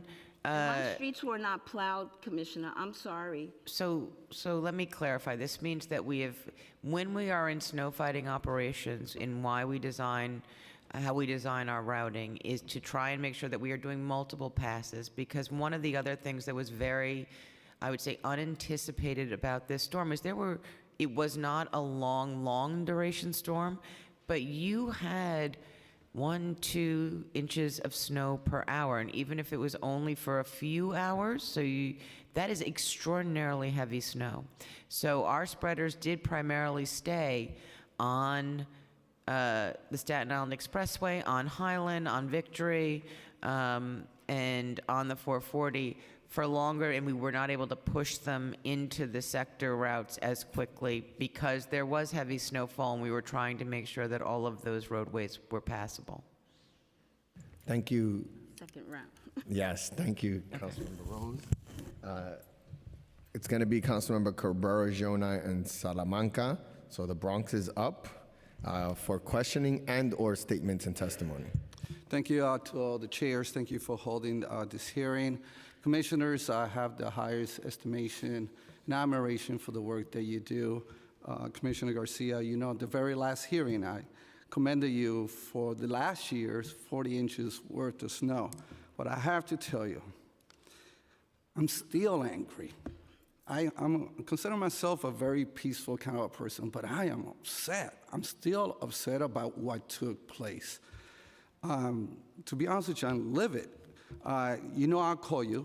I call everybody that I could call, and I'm still having a difficult time buying the rationale why we couldn't get this done when it was done. We talk about the bridge, but if you go from west to east in the Bronx, we have epic level of traffic like everyone has mentioned here that we had not seen. So it wasn't going in the direction of the bridge, it was in the total opposite direction of the bridge. At the bridge, nobody has spoken about the fact that we had 2 levels there. So there was movement taking place, or there should have been movement, and then on top of that, there has to be a protocol for moving from this day forward, that whenever we have a situation at the bridge, of any other bridge, that we move these cars ASAP, not 2 hours later, not 3 hours later, however long, because it's just like an artery. We were having a heart attack in this city at a dangerous level where we have ambulances. I don't blame the NYPD. They couldn't move. The ambulance couldn't move. They were trying to go over the sidewalks. It was just, we were literally having a snow heart attack in the city. The 1 inch that I keep hearing narrative, when I saw the news, every time was 1 to 3. I would have went with the 3. And 3 demands a plow. I would have just put plows in all of my trucks and play it safe. We need to play it safe every single time. Why? We have less lanes than before. We went in some roads from 3 lanes to 2 lanes for back lanes, and we're trying to improve the transportation culture here. But that has caused, again, it's like arteries becoming smaller and smaller. We knew there was a problem in the morning. The inspectors at the sanitation department, some of them were saying we were waiting for the call. They knew there was going to be a problem. And then let me say this last. Shame on the MTA for not being here, and I commend you for all being here, because I know we have some hard questions and hard statements. But shame on them. Shame on them for not putting the tire treads on the MTA buses and putting people at risk. Whenever we see a 1 to 3, we gotta believe the worst. And the reason why global warming is here, and people think it's just automatically it's gonna get warmer. It has, as you know, the opposite effects in certain regions, and we're experiencing that. And with that, I close, and we'll come back with the questions. Thank you so much. Thank you, Councilmember Cabrera. And the only other person that called me more than Cabrera that day, Councilmember Jonai. You mean you beat me? Yeah, he beat you. Look at that. Thank you, because I think I called, I want to thank the chairs first for this historic hearing of multiple committees as well as the multiple agencies. I spoke to many of my colleagues that night, and the following morning helped orchestrate the letter that called for today's hearings. I was on the phone with you, Commissioner, as late as 11:30, I believe, that night. 6 inches of snow and a partial bridge closure shut down the greatest city in the world, making us a joke throughout the nation. And in hearing that we don't have a think tank for coming up with the worst case scenarios and how do we respond, I wish we had the expertise or the think tank that helped many of you, including this administration, on coming up with ways not to apologize. I said I'm sorry to my constituents. I said I'm sorry to anyone that called complaining. But to hear skating around an apology, you can't apologize for the weather, but to come up with ways not to apologize to New Yorkers for having the greatest city brought to its knees is unforgivable at most. I won't even begin to ask, who do we hold accountable at some point? Is there anyone that's being fired for not doing their part? Will anybody resign? Because I know the answer to that one. And this administration refuses to fire anyone for what they do or for what they don't do. My question is, when we're going to decide whether or not there's a school closure, there's a whole protocol put in place, and agencies and departments bring the mayor up to speed, and there's a decision made. Why wasn't there a decision made that early morning to make sure there's an emergency alert that goes out, say, leave your cars where they're at. Parking regulations will be suspended. Don't leave the city. Stay where you are. Take mass transportation. Find shelter at hotels. Help keep our roads clear. I'm going to ask a slew of questions. We have 330,000 employees currently working for New York City. And I love my men and women in blue. You had 370 traffic agents out there? What is the number of traffic agents that we have in total? Don't answer, because I'm going to go through, hopefully get a bunch more. The number of officers that we have. You had 3,000 out there. I was on 125th Street and Willis Avenue at 11:30 talking to you. I got out of my own car to help cars go up. There wasn't an officer or a traffic agent or anyone in sight. You yourself admitted that you're waiting for NYPD so they can help stop the traffic so a salter or a plow can get up past that bridge, that point. Once you got past that point, the roadways were open. That was the blockage. There was no one there at 11:30 at night. I have a slew of other questions, and I'm hoping that we can get to round 2 and 3. But you explain to me, to the people in this audience, the people listening to these hearings that want answers, on a declaration of emergency, how is that done? How many times did you speak to the mayor that day? Each and every one of you. What did you say to that mayor? Why wasn't an emergency crisis called? And I'll wait for round 2 after you answer this question. So just to restate those questions is how many times did anyone in this panel speak to the mayor? And in those conversations, why was there not a request for an emergency, a state of emergency in the city of New York? So I will speak.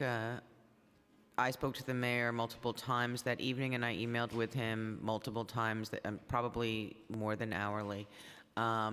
He was very concerned about what the situation was. He wanted detailed information about where we were.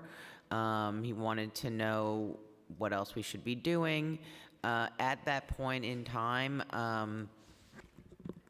I honestly thought that declaring an emergency when the traffic was already gridlocked would not have actually helped anything. At that point in time, I did not make that recommendation because I didn't think that it would be particularly useful in the moment. I certainly will turn to my colleagues from PD or anywhere else to add to that answer.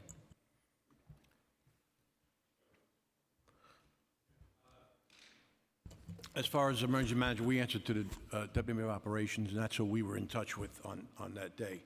Please state the name of the Deputy Mayor of Operations. I'm sorry? The name of the deputy mayor of operations? Laura Anglin. Oh, yeah, we want to just make sure people know. All right. You know, an event like this is a unified command. Just to answer your question from earlier, it's a unified command. Now, unified command is this weather event. That's a number of agencies that deal with it together. NYPD, FD, my shop, transportation, sanitation. We all make those decisions collectively. We'll sit around, see what the issue is, and try and talk about the problem and how we're going to answer it. My office was in touch with the Deputy Mayor of Operations. That was the question.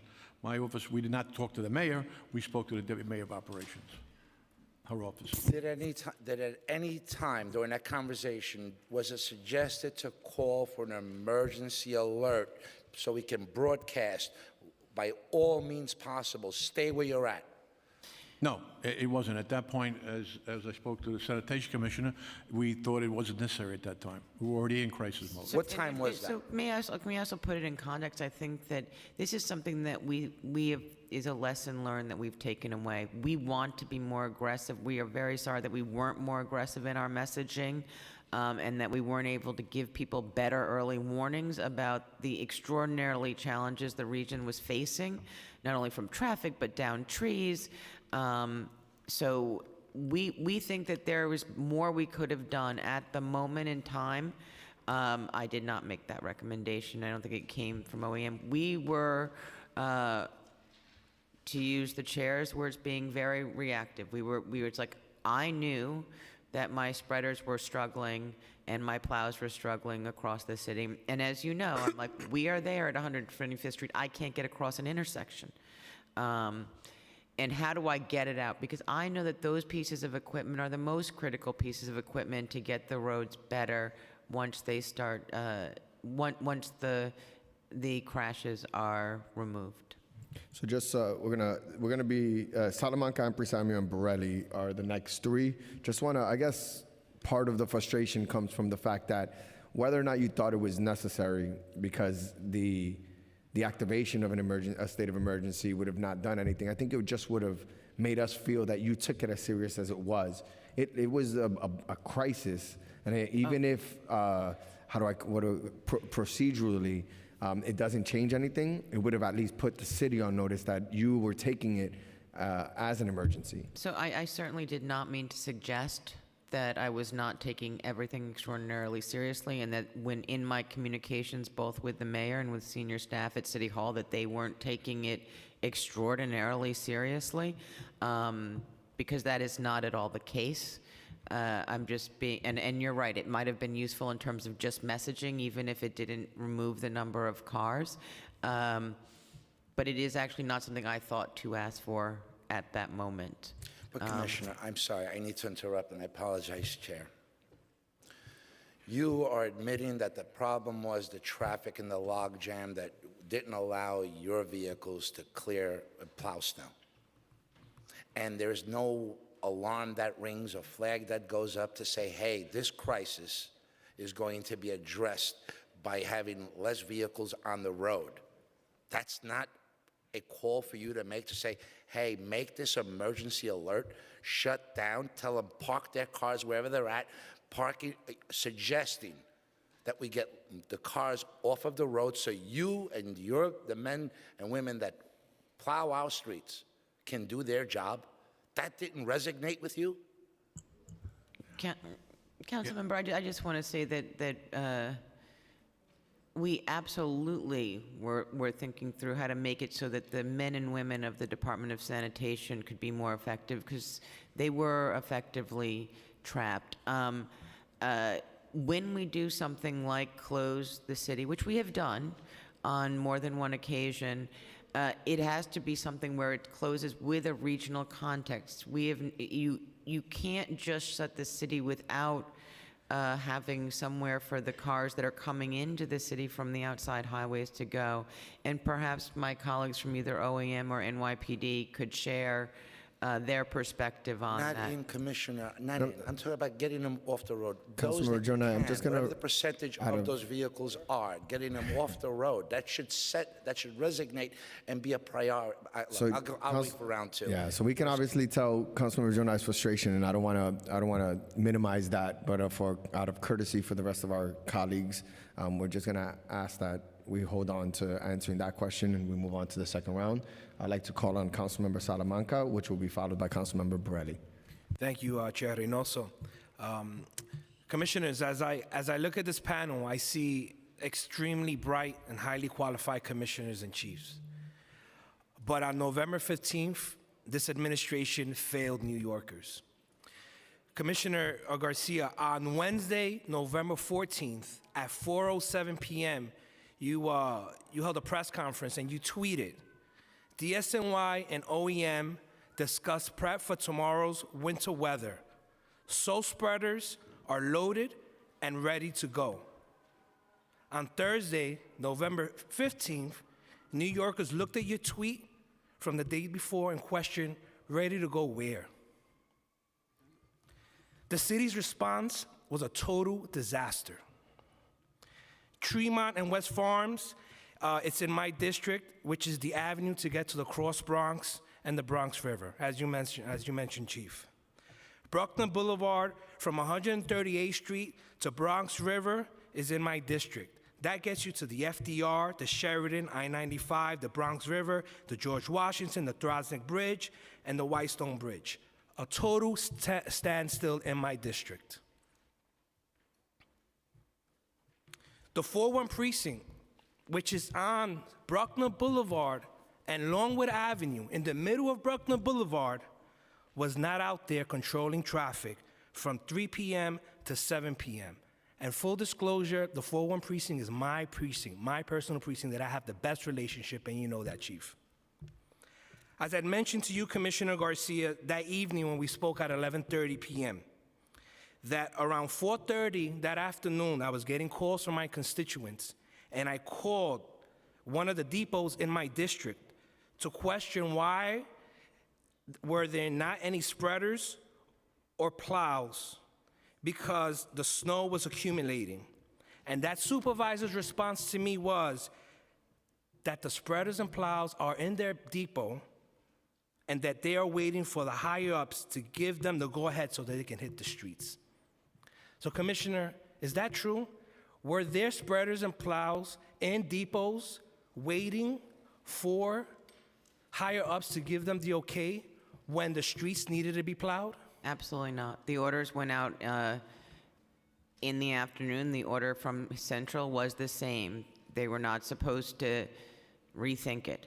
When we said go to full spread, you were supposed to go to full spread. They do have to go back to get more salt, to get fuel, and then there were shift changes that were occurring, but the orders did not change, and we did follow up with the borough and the districts regarding this. Obviously, no one has any recollection of making this statement.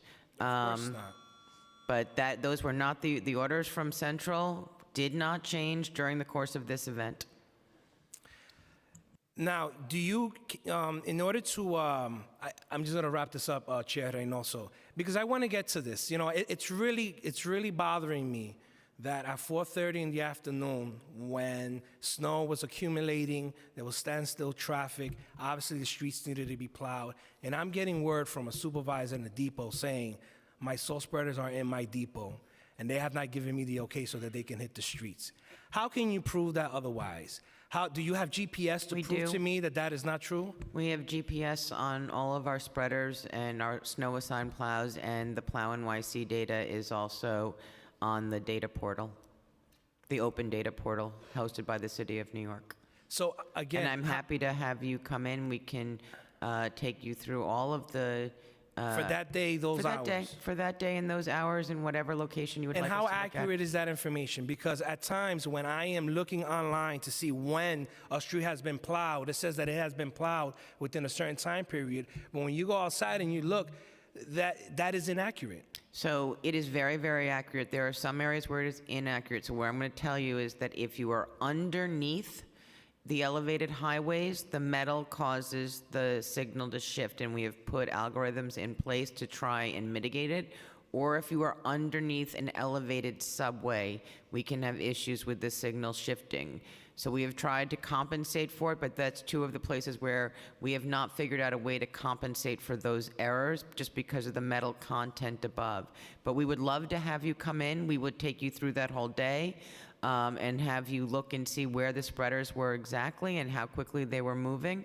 You know, I had spreaders that literally spent their entire time sitting on the Sheridan or their entire time sitting on the Bruckner and not moving at all. Or their entire time sitting in the depot. I do not believe that was true. So just to follow up, could there have been any opportunity for your order to go out and it not be something that they followed through on? Could it be just this individual garage decided not to go out? Is that a possibility? If they had decided not to go out and to disobey orders, one, there would be significant consequences, and two, we would have had some insight into that from headquarters based on our GPS data. So your review and audit. We will review and look at this because that certainly, and when the council member raised it that evening on November 15th, it is certainly something we wanted to dig into because that would be completely and utterly unacceptable. Thank you for that. Now we have Councilmember Borelli closing up round one. Just round one, right? Commissioner Garcia, just staying on what Councilmember Salamanca said, I just tweeted out a timestamp picture from Plow NYC at 8 p.m., which shows nearly all of the streets in my portion of Staten Island had not seen a plow at all by 8 p.m. that night. So 9 hours after 679 spreaders had been deployed with plows, 7.5 hours after snow began to fall on Staten Island, 4.5 hours after all 1,400 vehicles were ordered to put plows on and go plow, how was it that the majority of at least my district in Staten Island, and I believe if I could scroll through my phone I could find other parts of Staten Island, how is it that none of these streets had been plowed?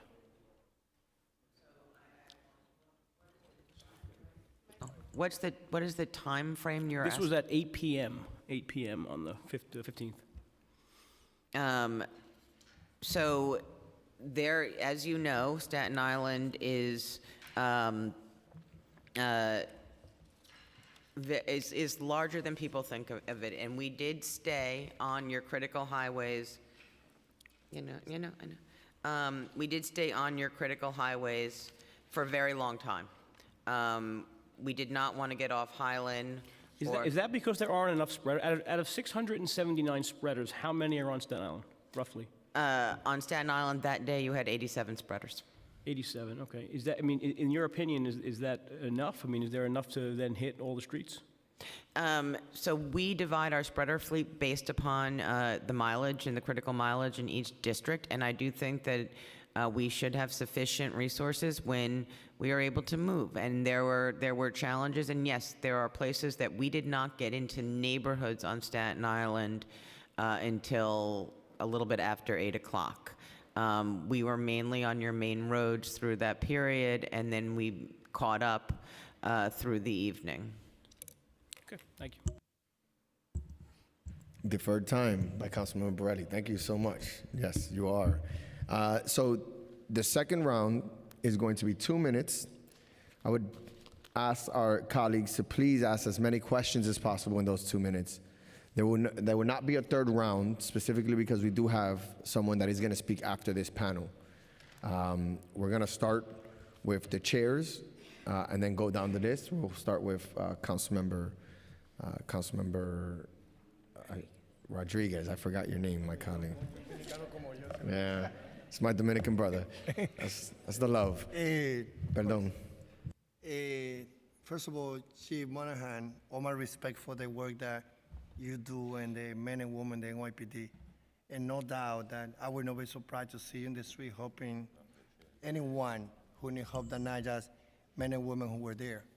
So saying that, our concern, and there's always a need that we had to learn from any crisis to do better in the future. It's about, again, for me, as I said before, whatever happened, happened. Crisis GW, we know the impact it has.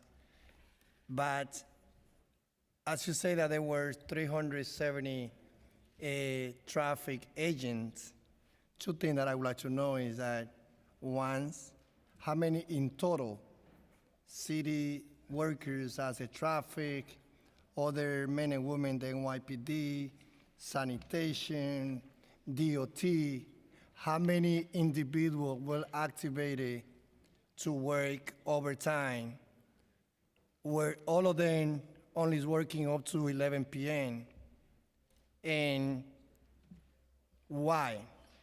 Why, and who made a decision not to offer for the 370 who would love or would like or would volunteer to continue working overtime to still in the street helping traffic, and how many individuals from other agencies were activated? What was the total of individuals activated in the city of New York that day from 4 p.m. to 3 a.m. in the morning? All right, so the traffic agents, that was everyone that was working that day. So we held the entire traffic agent, the 370 were working, every one of them stayed. We held our day tour on highway, our highway personnel, they stayed over. That was a total of, I believe, of 16. Our day tour, by the time our day tour gets off, our day tour patrol units are off by 3:30. At that point, we did not see the necessary reasons to hold them because all of our 3 to 11 personnel had shown up. We held everyone that was working on the 3 to 11 that night as needed to sufficient personnel came in to relieve them. So I believe it was around 150 citywide that we held, maybe a little bit more. The report may have been a bit low, but the order went out from me, citywide. No one goes home to adequate resources or in each and every command in the city before you release your personnel on the 3 to 11. So about the 300, what impact will those 370 traffic agents having in our street, working up to 11 p.m., and what difference will we make if similar number or half of those number, and I'm not saying that, I'm not questioning that there was no men and women from the NYPD, but from this particular unit of traffic, since they left by 11 p.m., what difference will they make if they will be helping to move traffic from 11 p.m. to 3 a.m. in the morning? Where their posts were, where they were assigned, was mainly in Midtown Manhattan. By 11 o'clock, they were seeing the inner streets in Midtown Manhattan were running and flowing a lot better. So at that point, a decision was made by the Chief Pilecki, who was working. He stayed overtime. He was the traffic coordinator. He made that decision at 11 o'clock to release them. And I feel that it showed how we had the city of two-tail. It showed that the fact, as you say, and no one were telling me, I was in San Nicolas, there was only one person hoping to move traffic at 1:45. And then you're saying that most of them, they were stationed in the Midtown area? That was their normal post. That's where they started their day, and that's where we held them at those posts. And each and every one of those intersections had issues also. So one should be responsible then for not being able to move some of those traffic agents and they didn't have to drive because, as you said, the train was running. Who were looking at the great lack that we have in different places and move them? Why did we leave it only in Midtown? No, what we did also move was our uniform forces, the citywide traffic task force. They were all moved up into the vicinity of the George Washington Bridge right around 4 o'clock in the afternoon. Okay, George And they held Washington, Midtown. George Washington Bridge, that whole, in the Washington Heights area over there, that's where the congestion was starting. Yeah, I just feel that, hopefully we learn from this. Oh, absolutely. Listen, this Great is... lack was too much. And again, like the interagency coordination. And guys, you are great running your agency. We've been working together. I have a lot of respect. But I hope that what happened on the 15th and the 16th should not happen again. I was checking with my sister about one child who is autism, Francis Roja. You know what time he got home? At 1:20 in the morning. And at least he had a cell. he was able to talk to his mom. And when he got home, neither Rojas asked, how are you doing? He couldn't talk. And then he was broken crying. That's the story of thousands individuals, not only again as a student, but senior citizens who were there. So hopefully we'll learn from this. I will be the interim chair as we wait for the return of Councilman Reynoso, but I just have a couple of follow-up questions with regards to the DOE. We had mentioned earlier that some of the bus attendants did make contact with families, and many families, of course, were not contacted.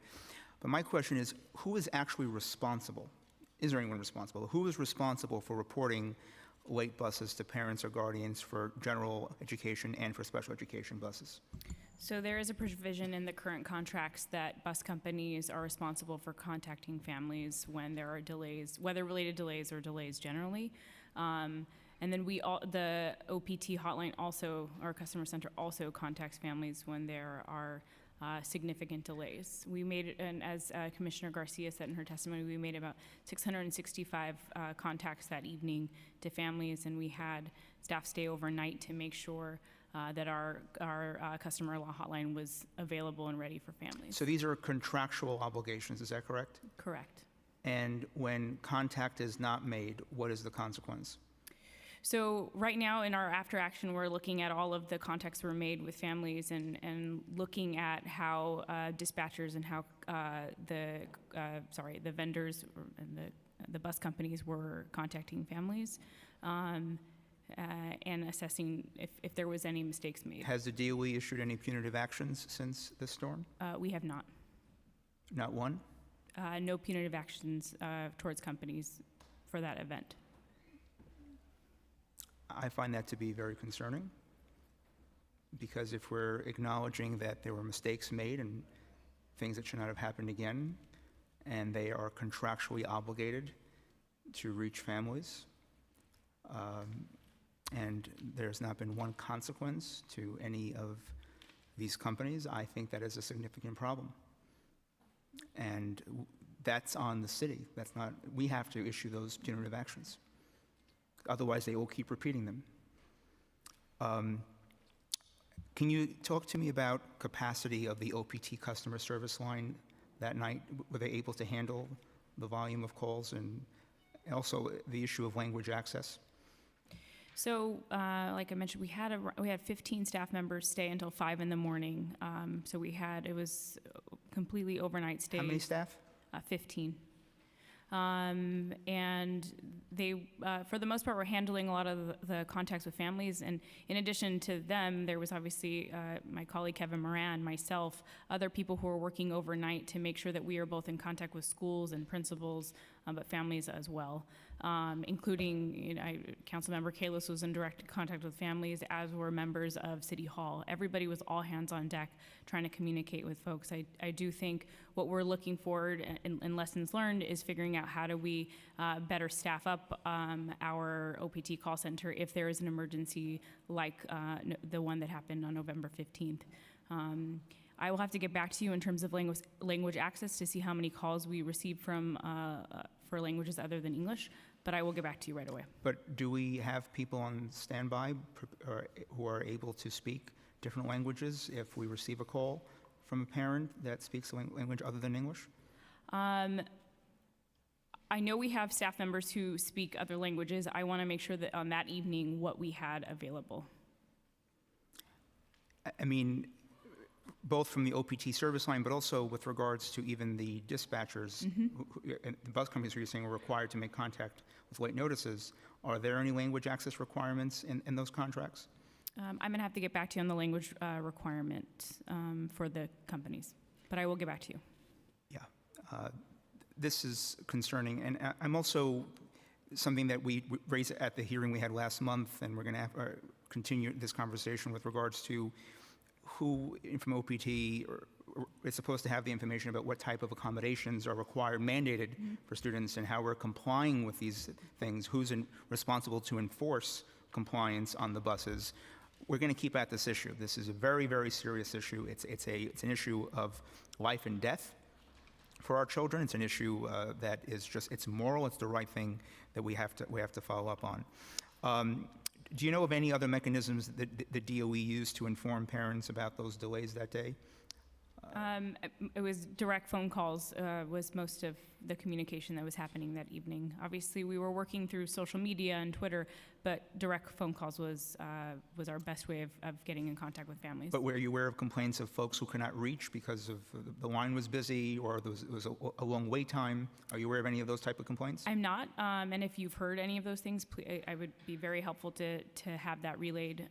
When we did contact families, a lot of them were very understanding and empathetic with the bus drivers, and just wanted to make sure that their child got home safely. Okay, so there's some follow-up that we'll do with DOE, and I actually have a final question to Commissioner Silver from Parks. I know that there were a significant number, as we heard before from other of my colleagues, a significant number of trees that went down during the storm. I'm also concerned about the trees that maybe did not go down but are in danger of going down.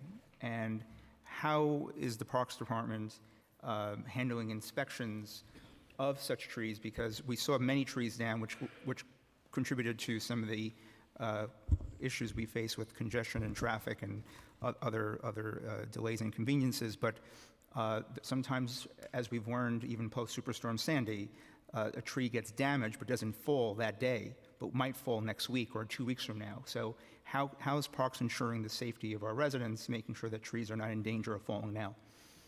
Well, as was stated, what was unprecedented is the amount of leaves on trees this early in the season, and so that clearly contributed to the number of limbs and trees that went down.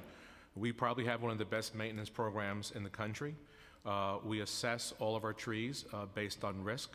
And so those that have the highest risk, as we go out through either service calls or when staff goes out to do its own inspections or through its pruning cycle, we're able to evaluate, and we have a risk-based system. So those that seem the highest risk will be addressed within 7 days, and those that have less of a risk are addressed within 28 days.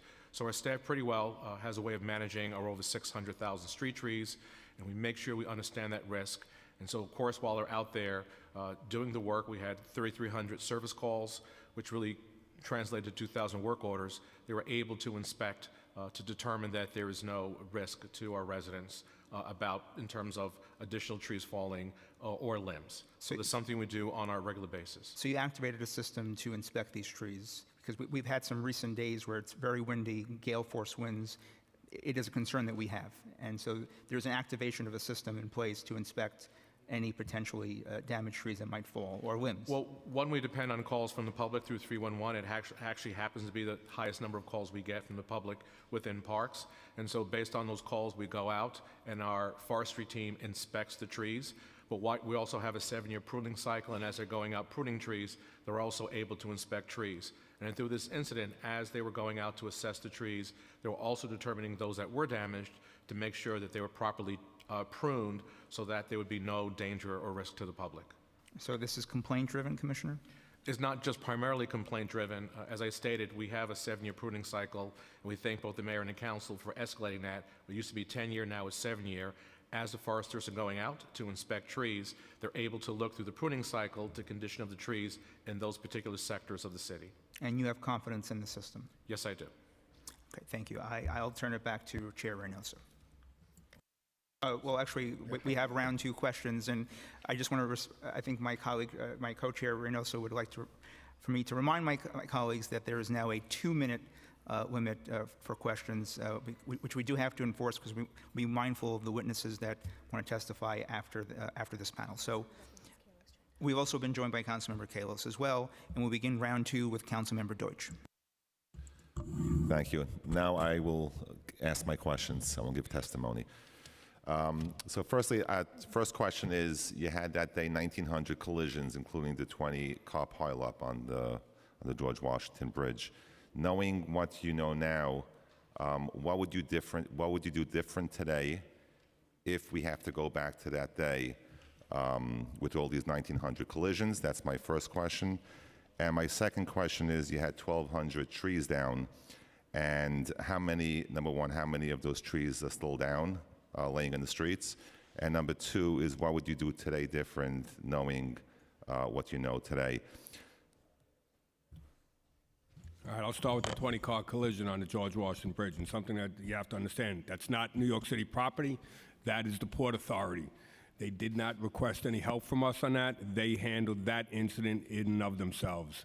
Of the 1,900 calls, it turned out that there were 932 of them that were actual collisions. We had 1,900 calls for collisions. There were 932 actual collisions, up from 692. Mostly minor incidents, minor crashes that once we were able to respond to, we were able to quickly take the reports and get those cars, if they were able to move, get them moving. I would just add on that, on the question of the number of collisions and what we would do differently, and Commissioner Garcia referenced it in her testimony. When we went back and looked at both our data and, our traffic monitoring data and the monitoring data from Transcom, which monitors traffic data in the whole region, we saw that starting around 2 o'clock, traffic was starting to slow. And as many members have pointed out, it was not just in the Bronx and northern Manhattan. It was really happening in all 5 boroughs. It was happening in New Jersey. It was happening in Connecticut. It was happening in Long Island.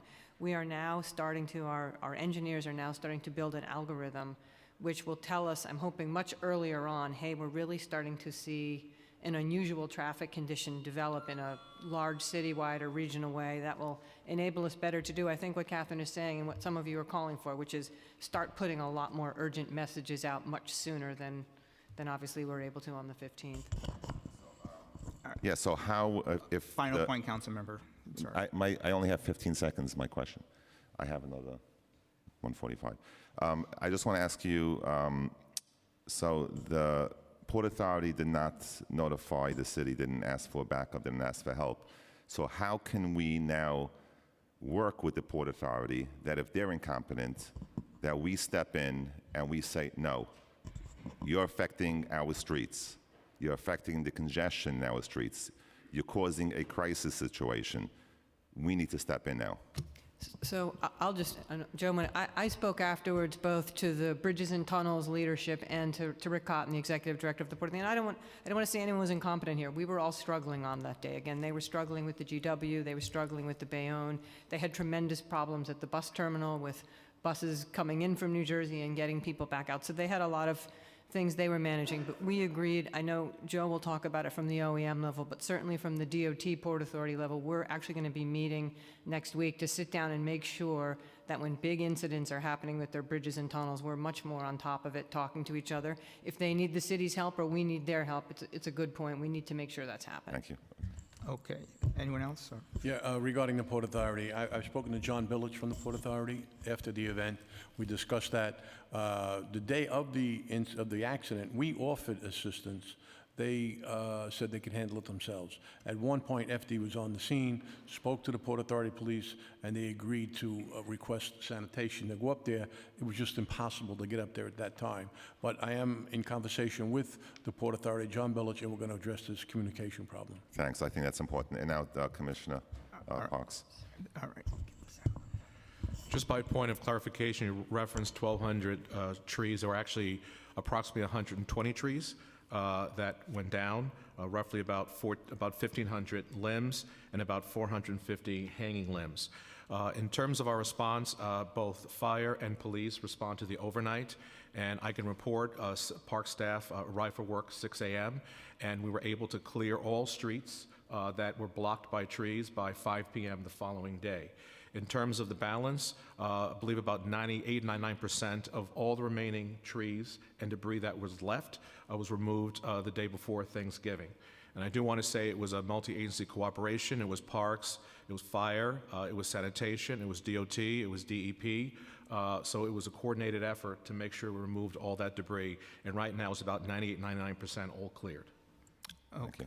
Thank you. In terms of what we would do differently, it was mentioned by Commissioner Garcia. We are looking at conditions now with the potential of climate change and these unusual storm events.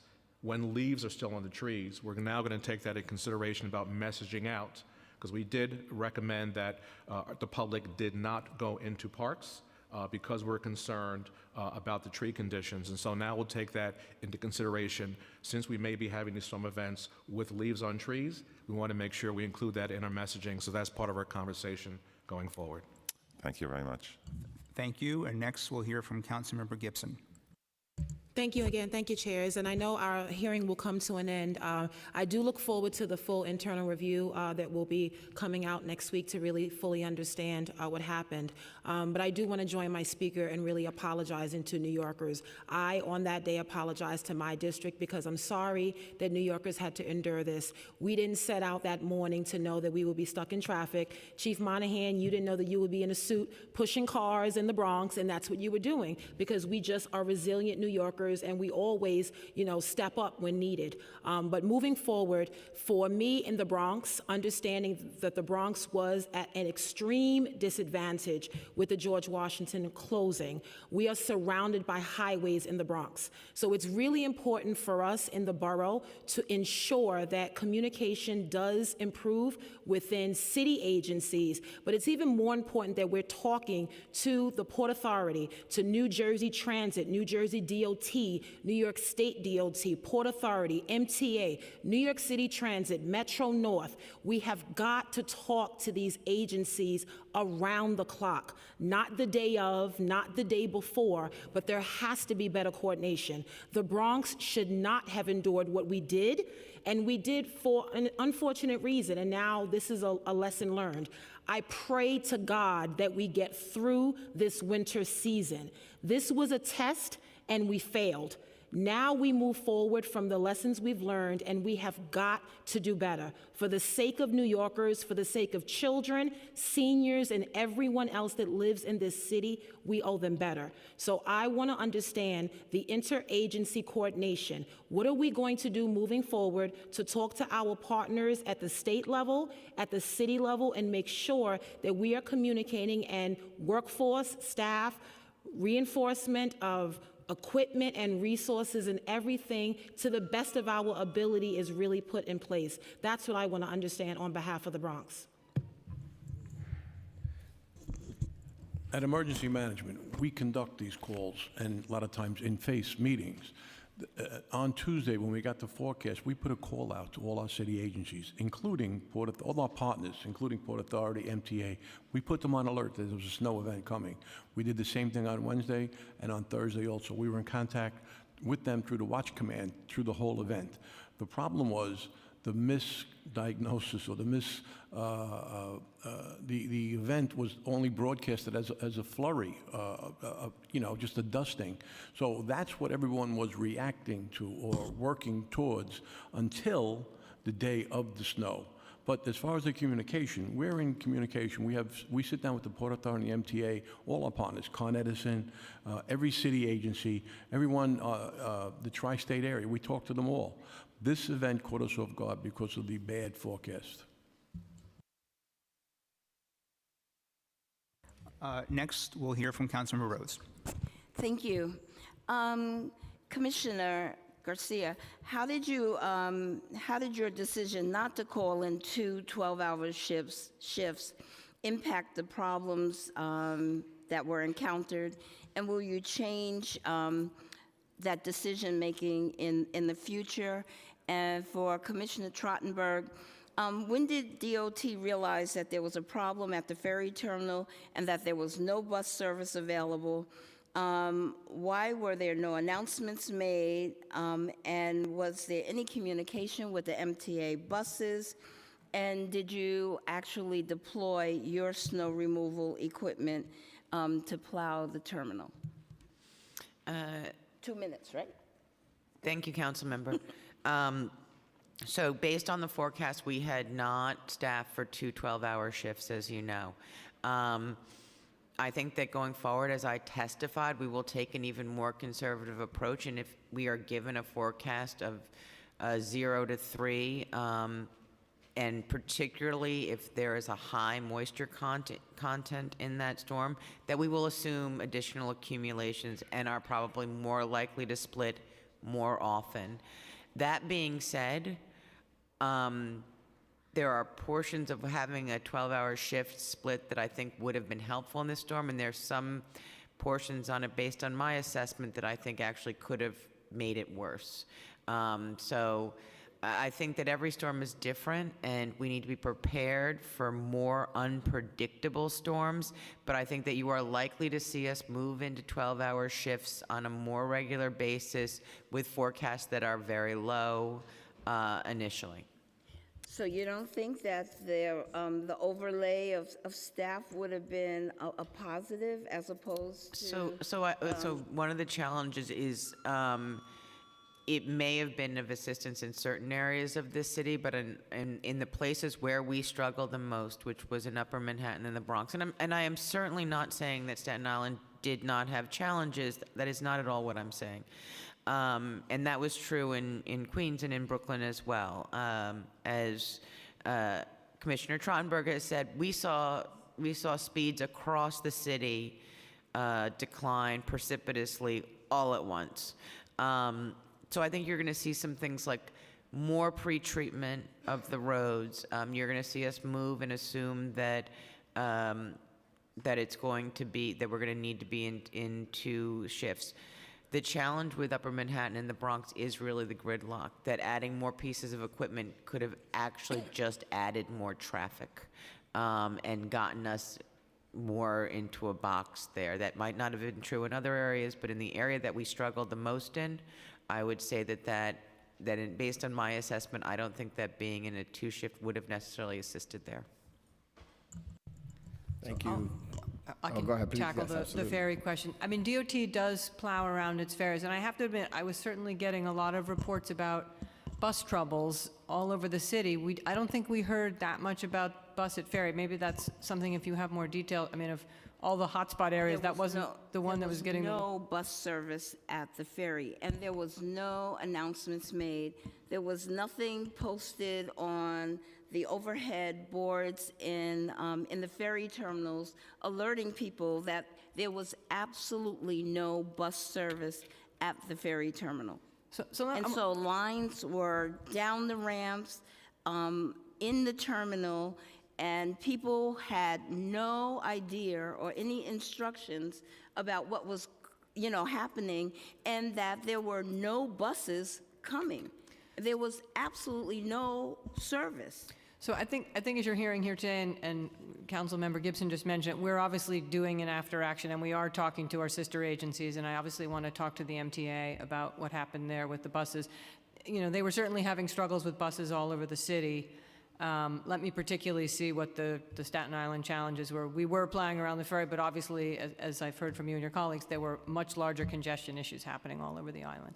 Commissioner, yes, I know that the buses were not your fault, but what I'm trying to get to is that there was no communication from DOT that commuters, as they were arriving, and this started as early as 4 p.m., that there were no buses. And so people didn't even know that they might have had to make other arrangements. So there needs to be some communication with the MTA, since they're supposed to meet. Yep, understood. And according to the ferry schedule, so. Okay. Thank you, Councilmember Rose. I just really want to keep these things at 2 minutes. I believe I've been extremely courteous. I'm going to stop being courteous, and I'm cutting people off. We have other people that need to speak that have been waiting here all day, another panel, and I want to give them the respect and courtesy that they got here on time. Councilmember Cabrera, Jonay, Salamanca are next. Thank you so much. If you could just give me the quick answer version to my questions. Were there any medical cases that you know of regarding ambulances that were stuck? Were there any deaths? Were there babies that were born in the apartments because we couldn't get ambulances to? Okay. No. See, I thought I read something online regarding somebody giving birth at home. That was a couple of days ago. 4 or 6 guys delivered a baby, but that wasn't during the It storm. wasn't during the storm. Okay.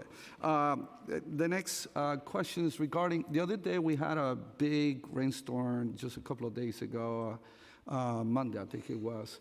And many elected officials, we were going from west to east, and the traffic was horrendous in the Bronx. And so my question is, have you done an analysis, Commissioner and DOT, regarding all of the fewer lanes that we have now in the Bronx? You know, if you go 161st, we used to have 2 lanes, now there's only 1. I could go on and on. Have we done an analysis of how events like just happened is going to have an impact regarding that? And to respect the time, then the second question, and then I'm done, is are there cameras at the George Washington Bridge? Who's watching those? And how quickly do we move whenever, as soon as we see an incident take place at the bridge? Whoever wants to go first. Please answer concisely. Okay, so I think as you all know, when we install bike lanes, we do a lot of before and after traffic analysis, and we try and make sure we're doing as much as we can to minimize traffic impacts. And in the case of an emergency, most of our bike lanes, emergency vehicles, NYPD can pull into them. So they can be used when we're in an emergency state. If there are, we're always ready to come back if there are particular hotspots, relook at our traffic timing and see if there are adjustments we can make. Do you want to talk about So the George both Washington Bridge cameras? DOT, Joint Traffic, and DSNY are looking at the cameras for the George Washington. We don't respond to the George Washington. That is usually the Port Authority's responsibility, but we are absolutely watching all of the cameras in both areas. Mr. Chair, if we could find out later in the context of storms, the effect of the lanes becoming smaller, if we could get that 2 lanes into 1 and so forth. Thank you. We can do that, absolutely. Councilmember Jonai?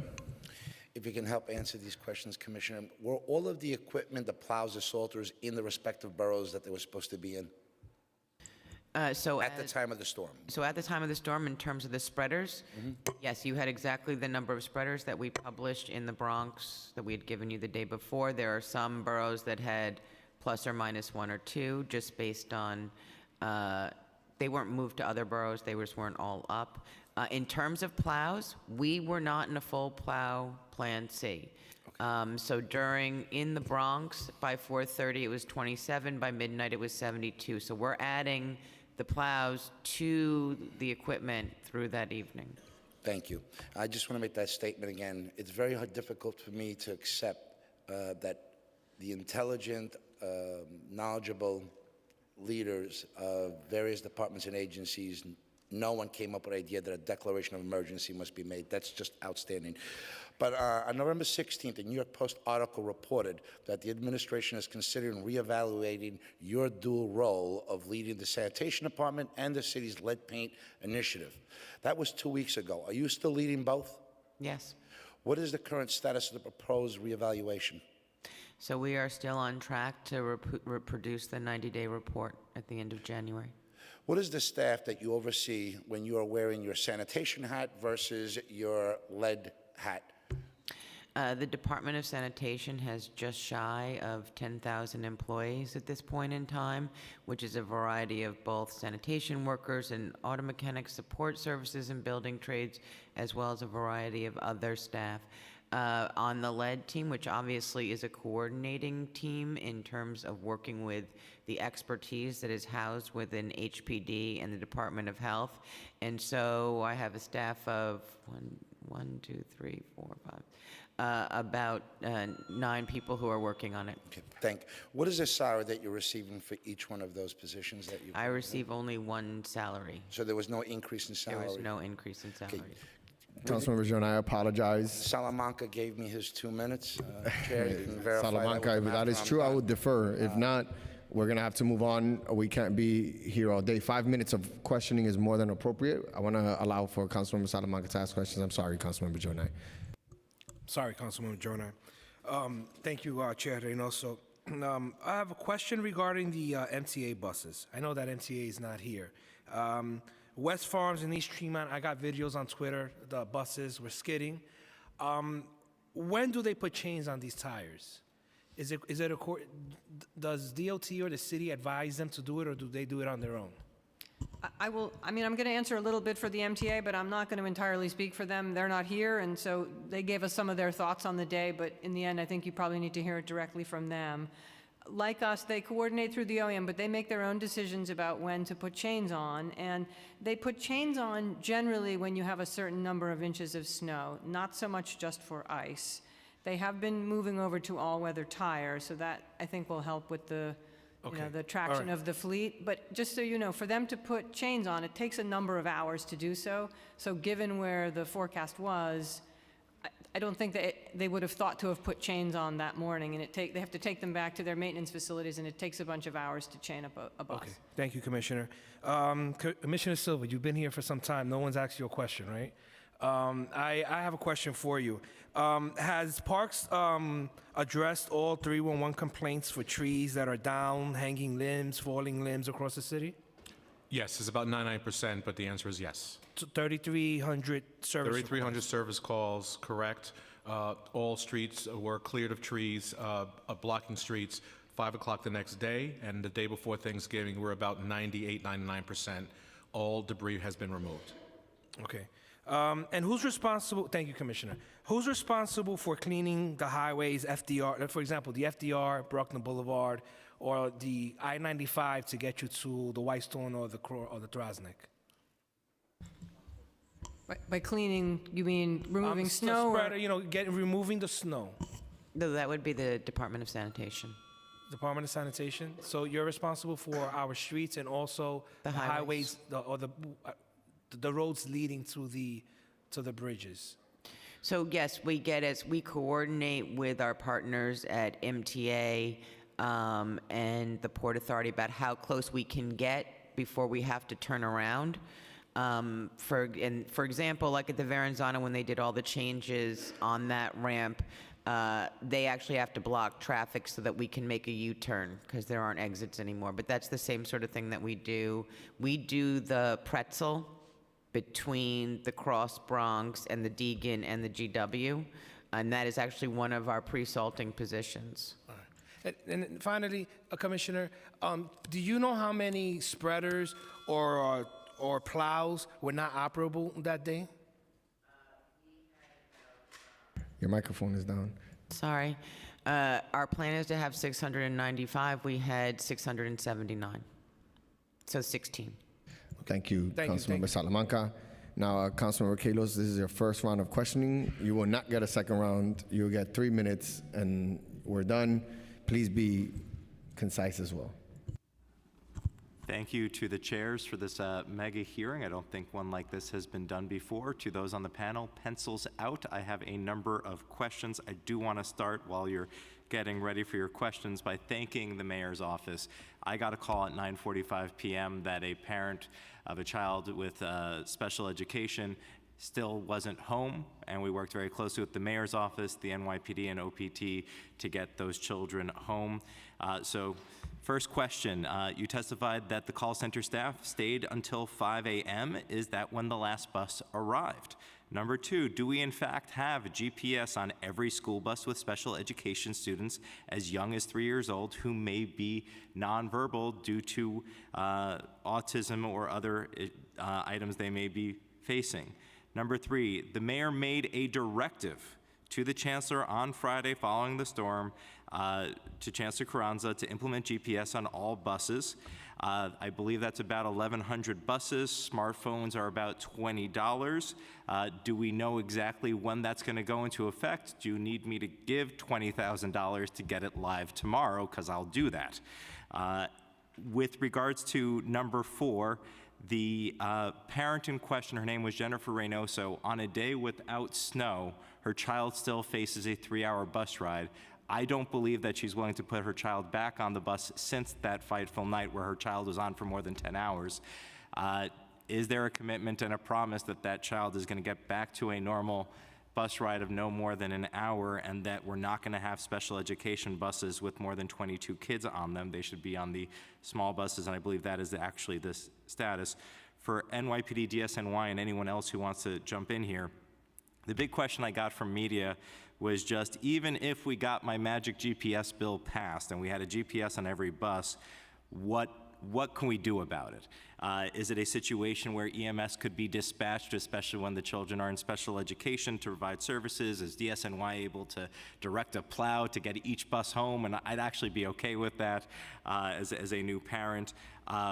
OEM, but what could we actually do? So now we know there's a trapped bus. How do we rescue those kids? And I will say that night NYPD did actually rescue those kids just after midnight. Those are my questions. Please answer those questions.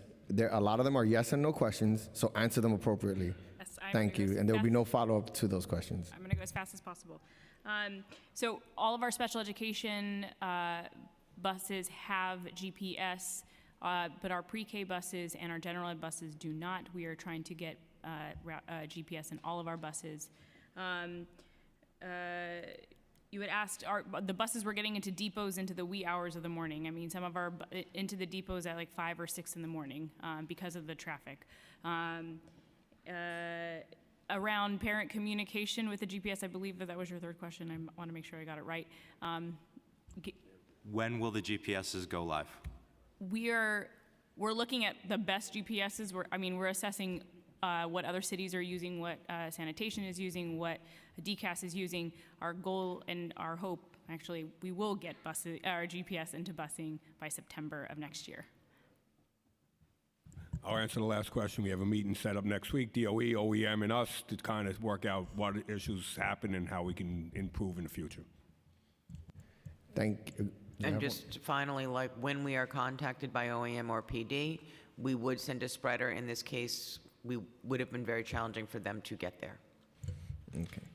Now to close us out, our Chair Rodriguez has a question, and then we're going to go to the next panel. Thank you, Chair. Again, concern one, did the interagency was in one place coordinating, not before, but during the great lack that we have that day, afternoon, night, and morning? Were you called to be in a particular place, physical, from where you were coordinating everyone? How many individuals do you have over time? Why they were left go after 11 p.m.? Were you not able to activate other individuals from agency that they could be helpful that day from 11 p.m. to 3 in the morning? And then a question, and of course, like, how actively was the first deputy mayor, whoever, coordinating with this group of you guys that have shown in the past a strong leadership? And why did we fail not to be coordinated, not before, but from 4 p.m. to 3 in the morning? Those are questions that I feel justify what everyone understands, including the mayor, has said, that he understands the frustration of New Yorkers. And I hope that we learn from this, and this what happened that day will not happen anymore. We put in risk the safety of New Yorkers. And we need to learn not only on how we allow the street of New York City to be great lack for hours under the natural disaster, but how that condition can be created and put our city in risk. How long, and that's a question, my last part of this, and when things relate to the MTA, next week on the 4th, we will have the MTA in a hearing at the Committee of Transportation discussing the fast forward plan, and any question also that we have, we should be able to ask them. But when it comes to ambulance and the firefighters, what was the average time that it took for them to go from a phone call that someone made to 911 to the destination? And is there any information or data of any fatality related because of how long it took to respond from firefighters and ambulance? I could talk about the coordination piece of this. All things being perfect, we would have had the Situation Room opened with all our partners there, or a portion of the Emergency Operations Center where all our partners would have been in there.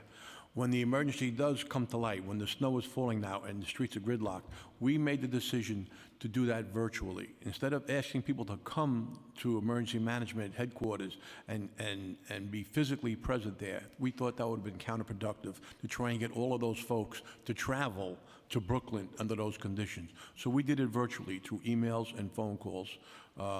We did have the coordination, not to the perfect extent that I would have liked. I would like to have had the people in the seats in my office. That wasn't practical at that time, so we did it virtually. And again, for response time, you're going to have to get that from the fire department for their jobs. They would have their response times. I can give you the PD response time citywide. It increased by 5 minutes on average to a job. The Bronx had the largest increase of approximately 13 minutes. Thank you. Thank you for your testimony today to everyone on the panel. We're looking forward to better days ahead. I really appreciate you taking the time to be here. Thank you to all my colleagues for your great questions. And now our next panel is actually one person that we hope is still here, Randy Levine, who's here from Advocates for Children of New York, is the only person that's scheduled to speak. And if they are here, you're going to get unlimited time to speak on the issues that you think are of significance. Ms. Levine.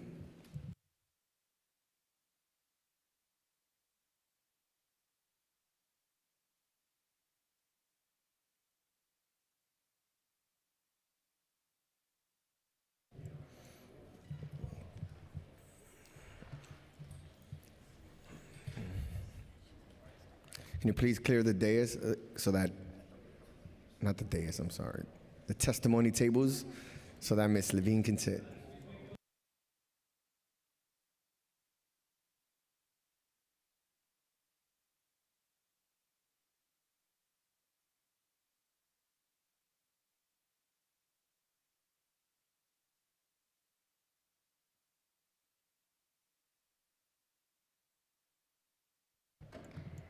Good afternoon, Ms. Levine. Whenever you're ready, you can start your testimony.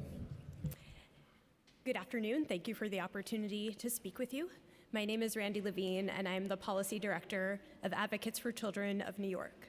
For more than 45 years, Advocates for Children has worked to ensure a high-quality education for New York students who face barriers to academic success, focusing on students from low-income backgrounds. We heard from parents of students with disabilities who were trapped on school buses for hours on their way home from school during Winter Storm Avery. Parents were concerned about the safety and well-being of their children. Many of these children had not eaten since lunchtime, and some did not arrive home until the middle of the night. Some parents did not know where their children were or when and where they should meet their children. One parent contacted an Advocates for Children staff member at 8:00 p.m.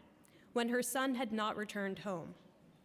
Her child, a 9-year-old student on the autism spectrum, finally returned home at 11:00 p.m., 8 hours after he got on the bus. He did not have anything to eat or drink during this time. In fact, bus staff told the children that they were not allowed to drink any water. The bus never stopped to allow the children to use the bathroom.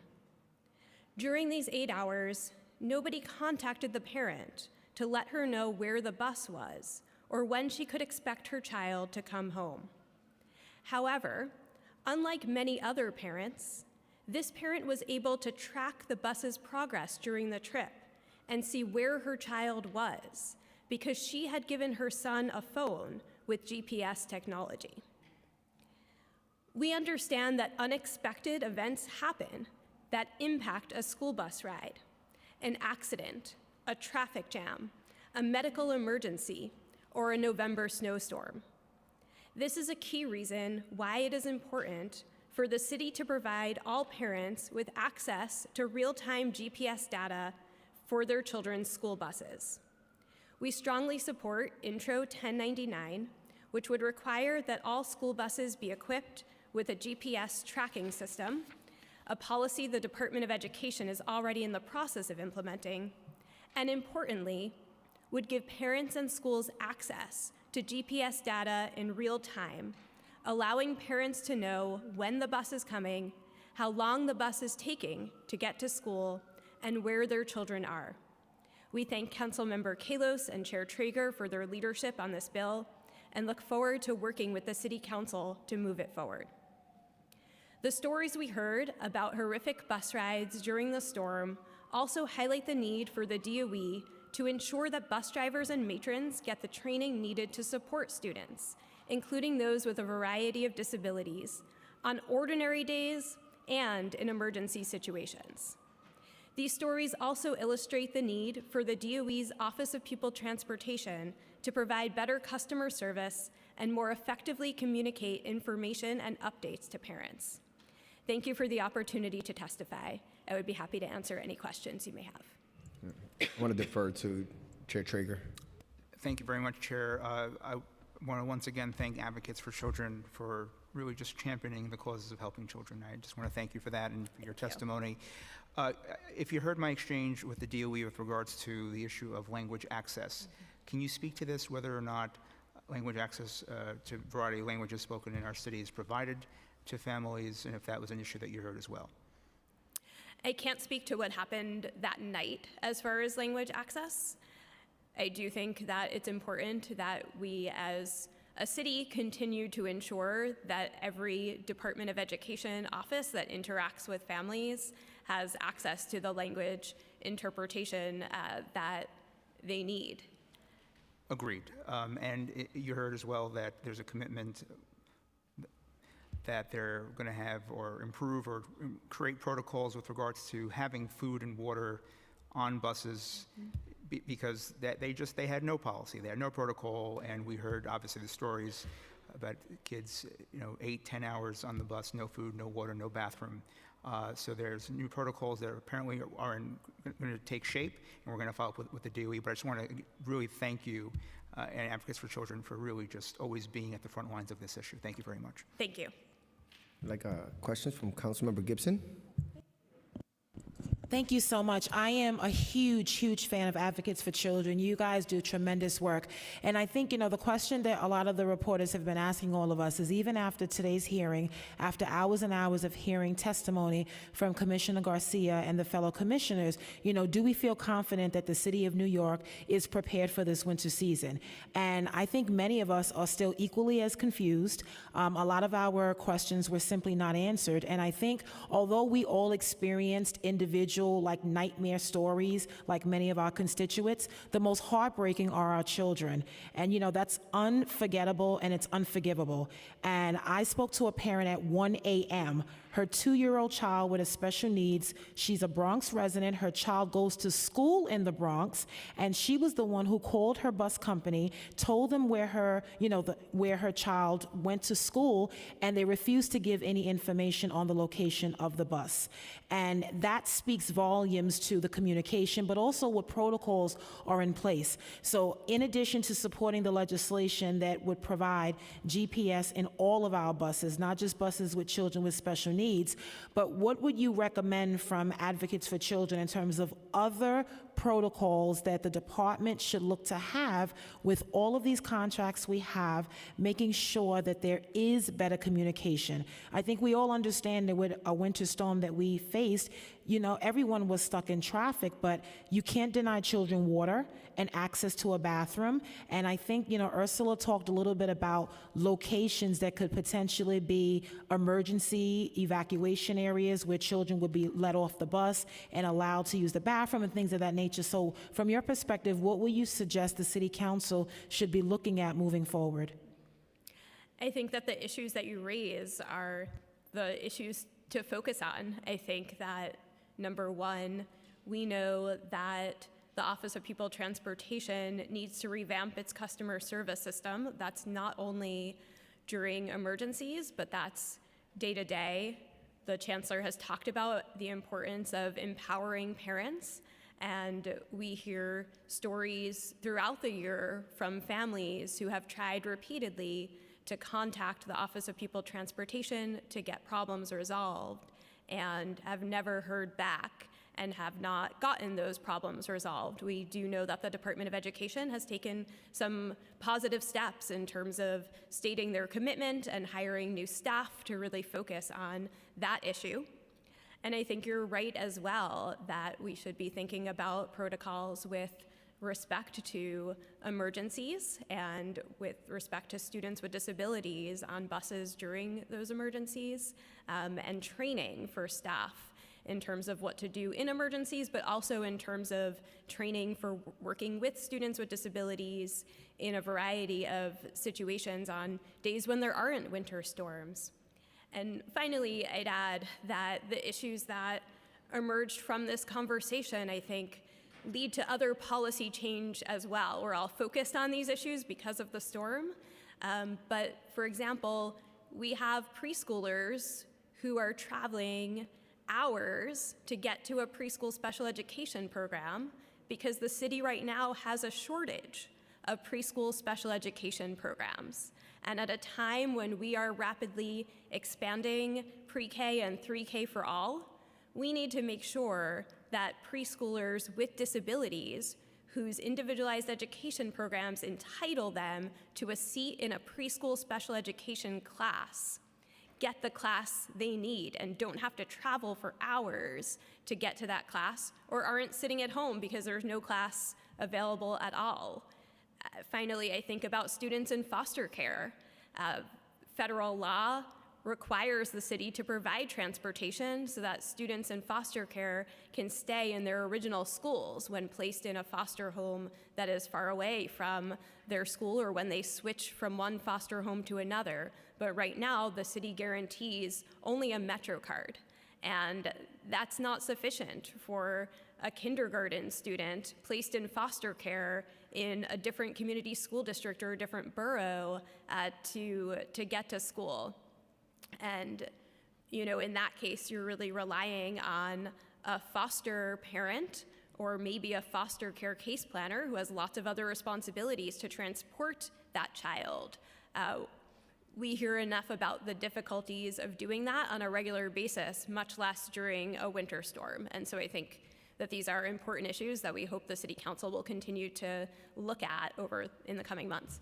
Thank you so much, and we look forward to working with you. And since I think I'm the only council member left besides the chairs.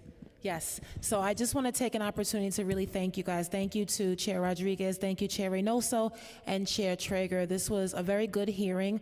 I'm still not satisfied, but that's just me. I look forward to our continued work and really getting us through this winter season. We have got to make sure these agencies are held accountable and they're working with our state partners as well. Particularly on behalf of Northern Manhattan and the Bronx, we were crippled, and we cannot have this happen again. So I thank you for holding today's hearing. Thank you.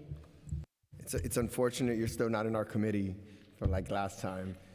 You could have followed up, but thank you, Ms. Levine, for your advocacy and the work that you do. Thank you. I also want to thank the council members that are here, the staff, the committee staff, and the great work they did, and the Sergeant at Arms as well for helping us out. Thank you all. This meeting is now adjourned.